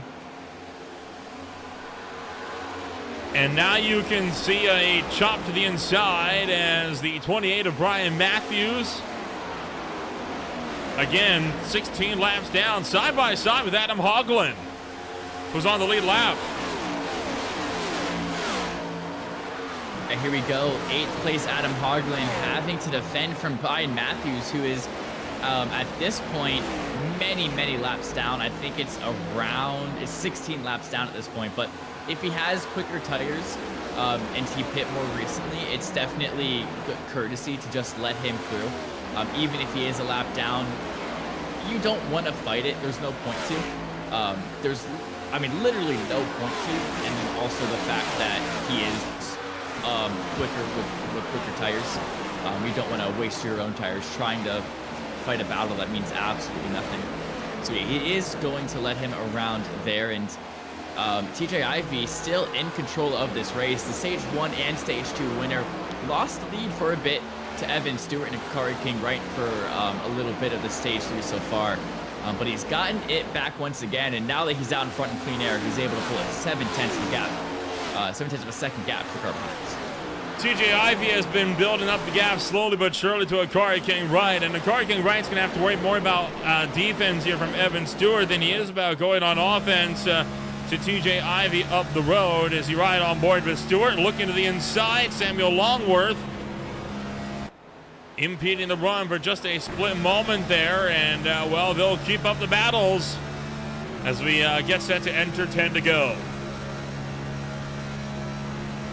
10 laps to go here, 10 laps to decide who will be the second driver to lock themselves into the round of 8.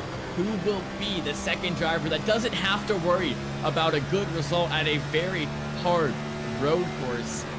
And right now, it's looking like it is TJ Ivy, which we interviewed him, and he said that he can't even make it to next week, and this would definitely be a big weight off of his shoulders if he was able to just lock himself in early and not have to worry about missing next week at all. 9 to go. King Wright and Stewart continue to slice. It does! Oh, look out! And a big shot into the outside wall. King Wright and Stewart both annihilated. The entire top 4 got taken out, and they're still piling in here to the wreck. Guys, what are we doing here? That crash ended up being about 4 or 5 cars bigger than it had to be. I'm sorry, but I cannot defend what I just saw. That crash caught me so off guard.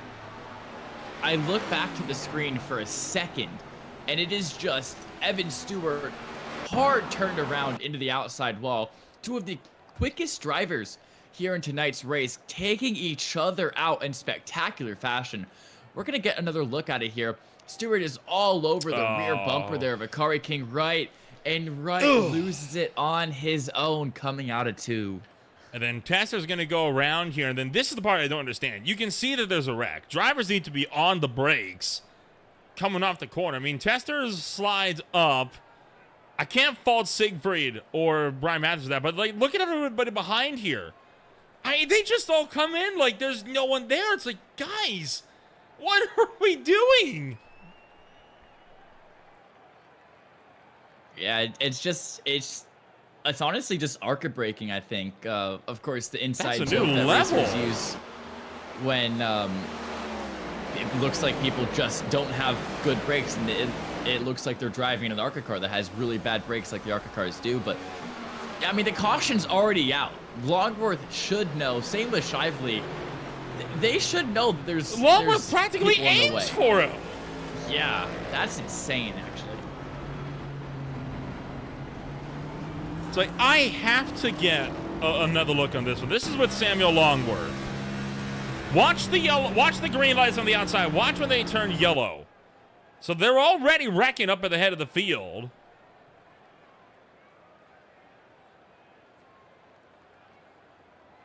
So the lights are still green, Yellow. Caution is out now.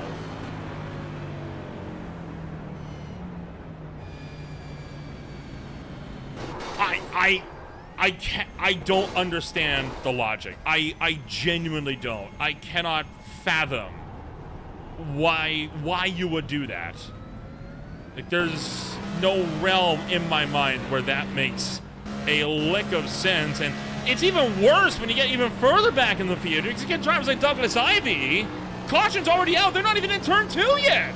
And they still manage to pile in at near full speed.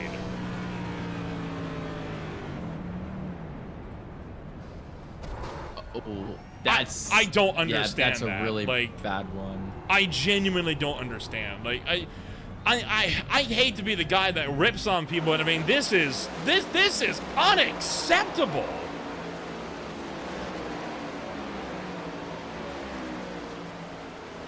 A hard shot into the wall, and I mean, look at how fast these guys are going coming in here. I mean, there's no reason to be going that quickly. The caution's out. The field is frozen. There was no reason why that had to be as big as it was.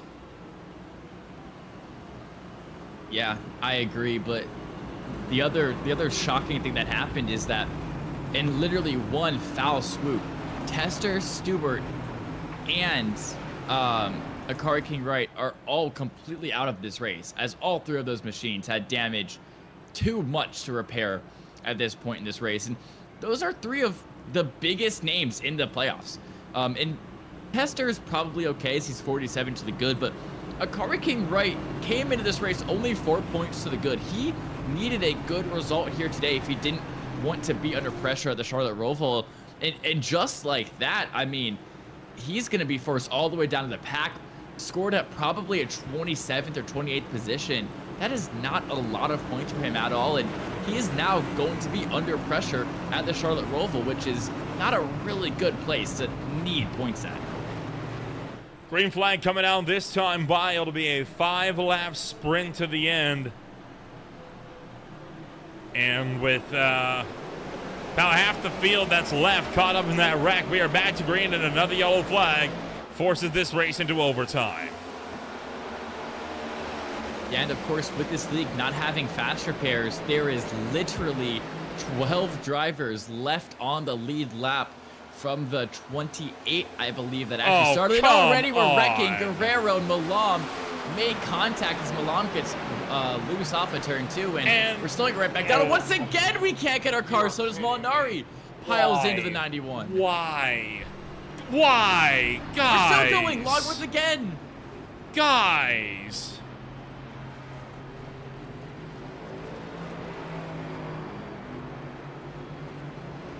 There's going to be a lot to be looked at by ZTRL administration after this one, as we'll jump back and take another look. And this started with not Danny Molinari.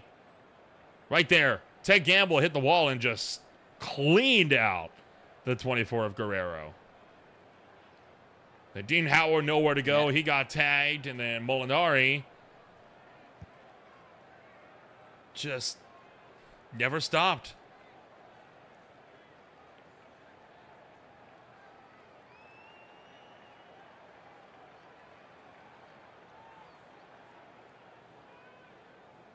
And then Longworth just drives straight in. First time he overcorrected for the incident. This time he didn't correct at all. And he approached the scene so late. I honestly, I might want to ride on board with him again, because I am honestly curious as to how that happened. You and me both.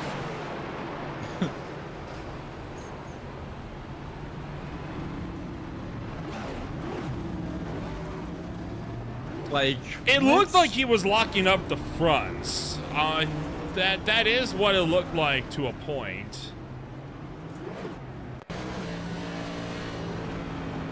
Oh, that car, he's already struggling to even turn that car, but he's off pace. He's already hit the wall in turn 2. Caution's out here.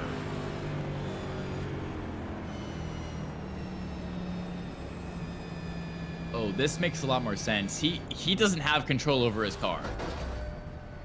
I mean, he wasn't on the brakes, though. He was just coasting. And the wheel is still to the right. He could have moved it like 2 degrees left, and he would have been fine.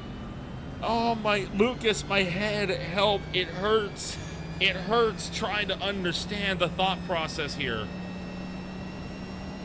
I think we gotta ZTRL gotta clean up the rack really quick before this becomes a solo cast momentarily, because I think your head's about to explode off of your neck. We're about to have the Benny Hill theme playing here. I mean, that was... I think I'm too young to get that. I'm so sorry.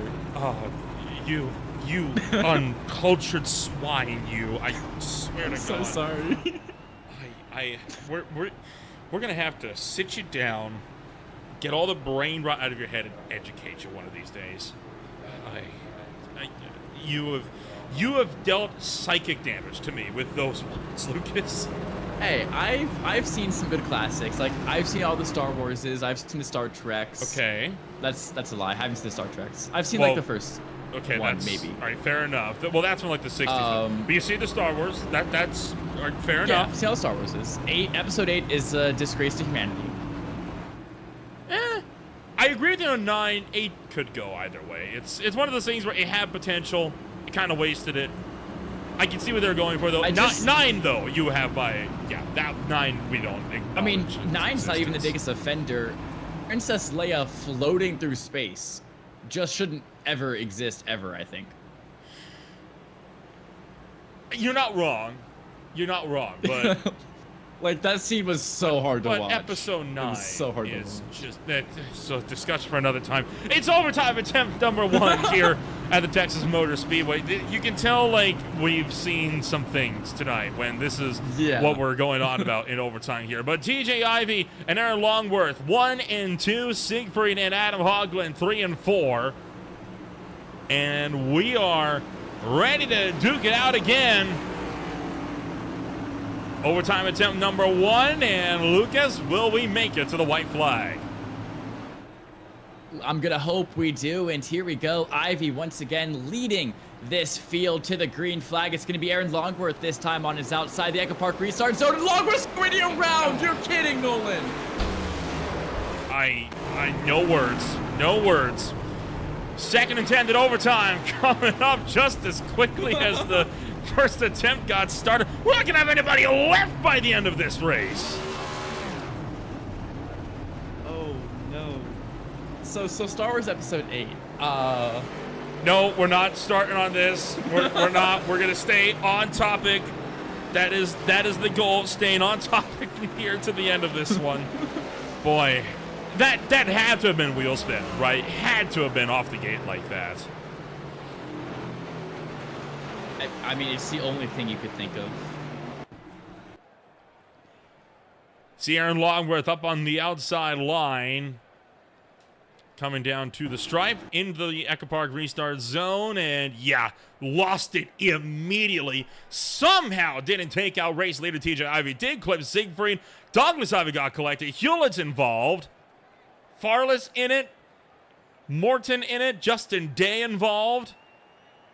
This time you can't fault anybody for piling into this one because they're all right there. So you definitely can't put the blame on any drivers for late reactions this time around. And it was weird. Douglas Ivy didn't get collected as much as he did net-coded. There was a full 2-foot gap in between the 42 and the 33. No Look kidding. at that. What That in the is world? outrageous. What? I could have fuming. laid down in between that gap. Yeah, I'd be fuming if I was Ivy, or Douglas Ivy with that one in particular. So this is attempt number 2 of overtime. There are a total of 3. So the next one will be the last one. I think a lot of drivers are going to be keen to go to the Charlotte Roval, where the only cautions you're going to be getting are those that end the stage. Well, you say that, but do you remember Watkins? I do. I hadn't until you said that, but I do now.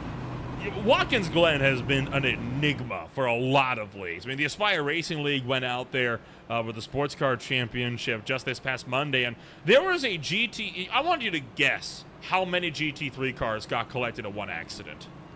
This is a league that runs GTPs as well.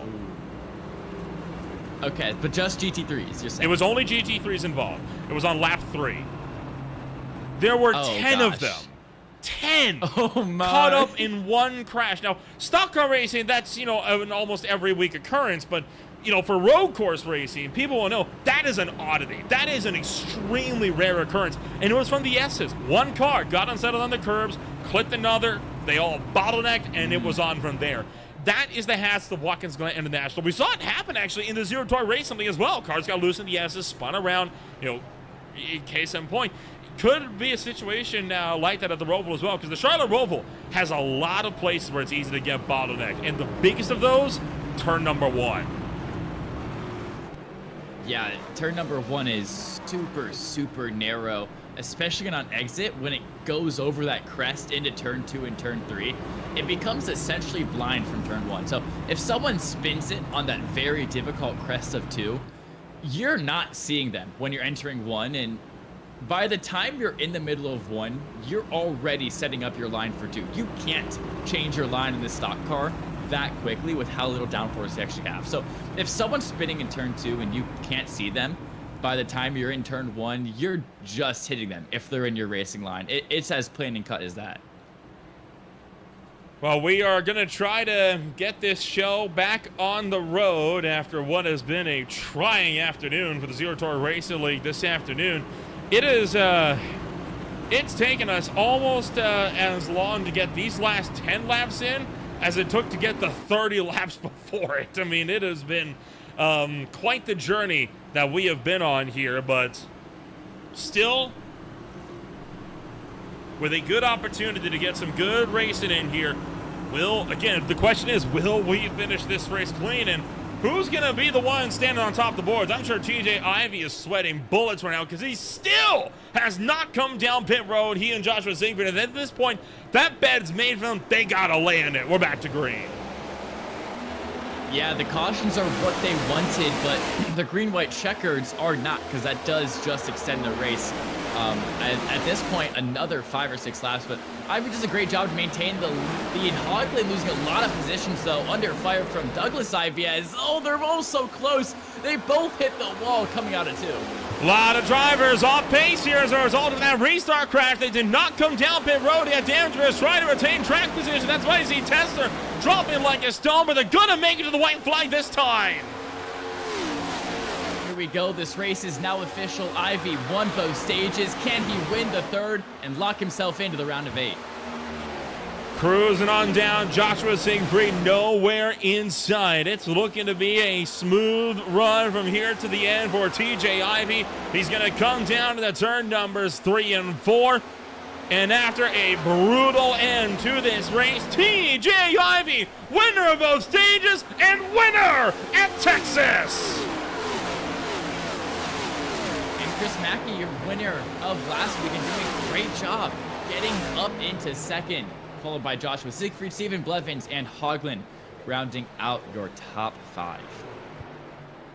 And the AC Delco machine now locked into the round of 8. A big afternoon here for TJ Ivy, the driver that was looking to have a good result. He is not going to be present for the Eliminator next week. What a big, big day for TJ Ivy. He could not have asked for more as he locks himself into the next round. Yeah, and as his 5th win on the season now, Nolan, he has so much momentum and definitely going to be one of the favorites to take it all when we get to Homestead March 13th. And he still has just enough fuel to give a little bit of a burnout on the front straightaway to boot. Have to ask, though, how close he was to running out there by the end, because that car had to have not had too much left in the tank here this afternoon. So what we're going to do here, we're going to get ourselves a chance to get a rundown throughout this field. It was quite the journey that this pack went on here today, and it is going to end up being none other than TJ Ivy coming home number 1 this afternoon. Right behind him, you got yourself Chris Mackey up 20 spots where he started today. Siegfried in 3rd, Blevins 4th, Hoagland, the first non-playoff driver, in 5th, and then Shively, Farless, Douglas Ivy, Chavez, and Tester for the top 10.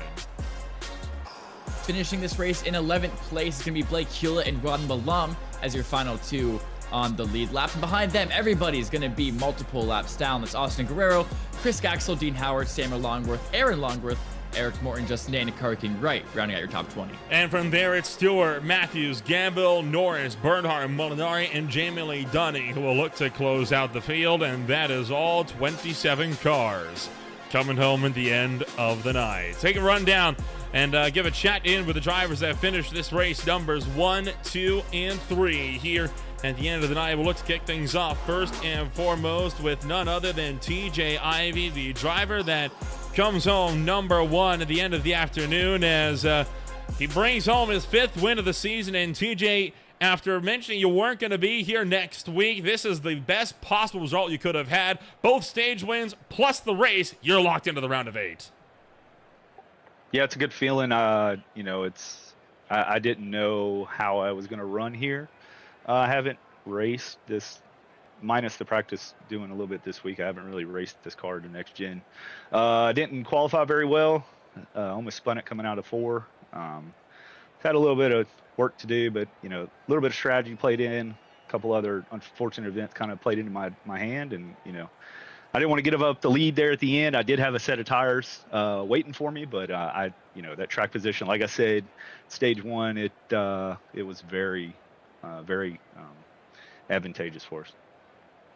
Well, you're able to make the field last on a double overtime race here this afternoon. With you not being here next week, it's eyes on to the round of 8 for you. What's going to be the game plan as you get set to tackle the 3 races after next one?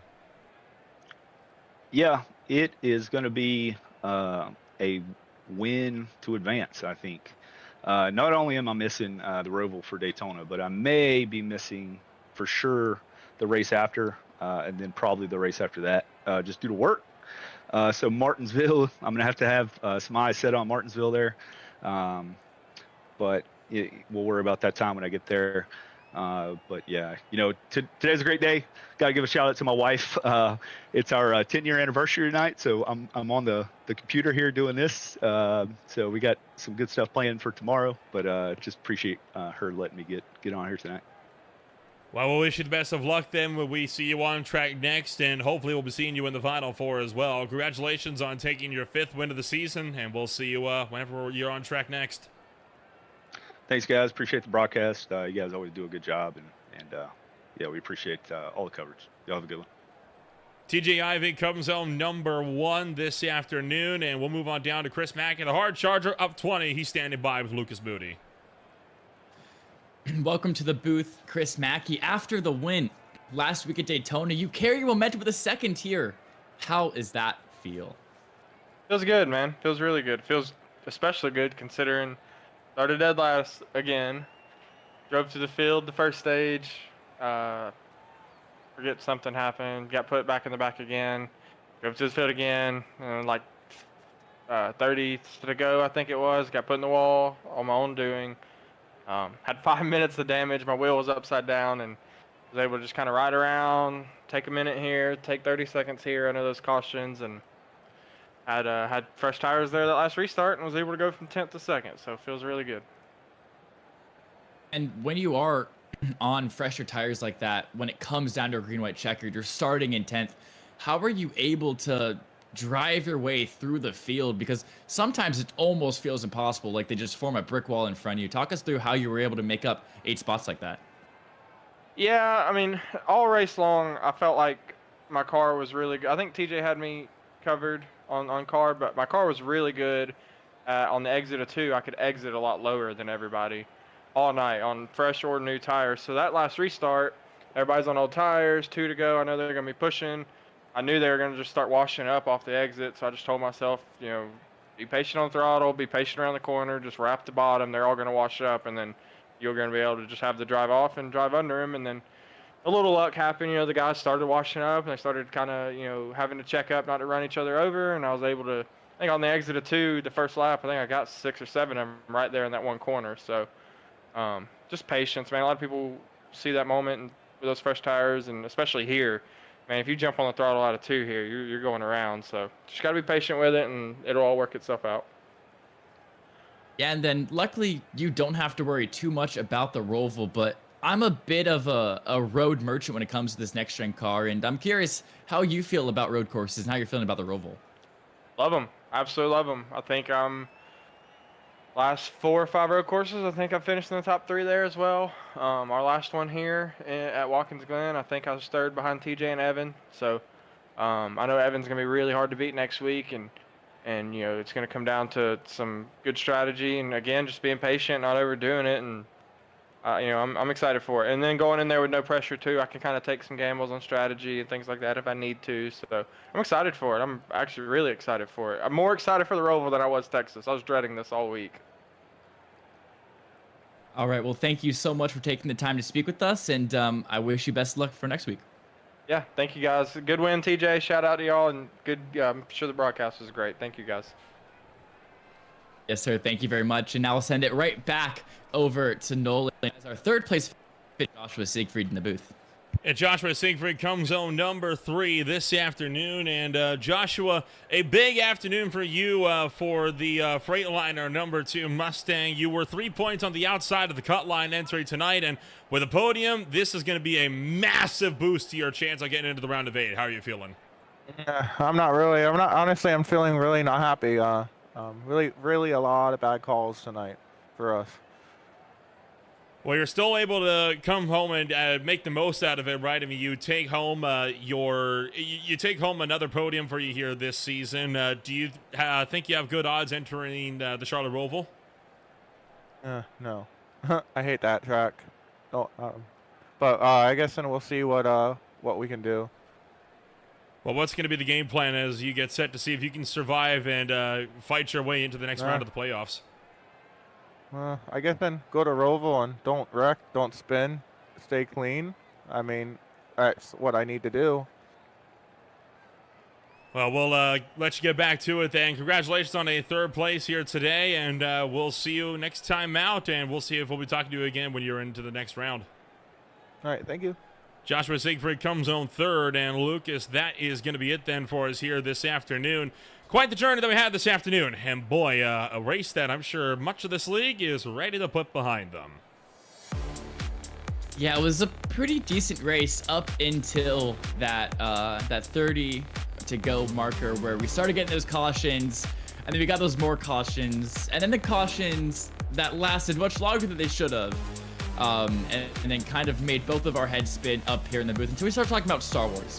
But nonetheless, it was a pretty good race overall, and TJ Ivey is going to bring home the win, locking himself in to the round of 8. Next time out, it is going to be quite the journey as the VSCA Sports Car Championship gets set to take on the Long Beach Street Circuit. The FTR events and the Beer League are both going to be at Virginia International Raceway on Saturday, followed by the SRA IEL Truck Series on Saturday night. Meanwhile, pace swings out to Zolder. That'll be on Sunday with the Collegiate Irish League Cup Series out of Rockingham, alongside the High Tide Racing League taking the Wine Country. They'll be racing in Sonoma. Meanwhile, the Mid-Atlantic Race Series will kick off at Phoenix, and that is going to put a close on racing action here tonight. If you want to find out more about who you are, what we can offer you, check us out today at www.greenflag.tv, and we'll see you all next time when we go racing in North Carolina on Green Flag TV. Peace.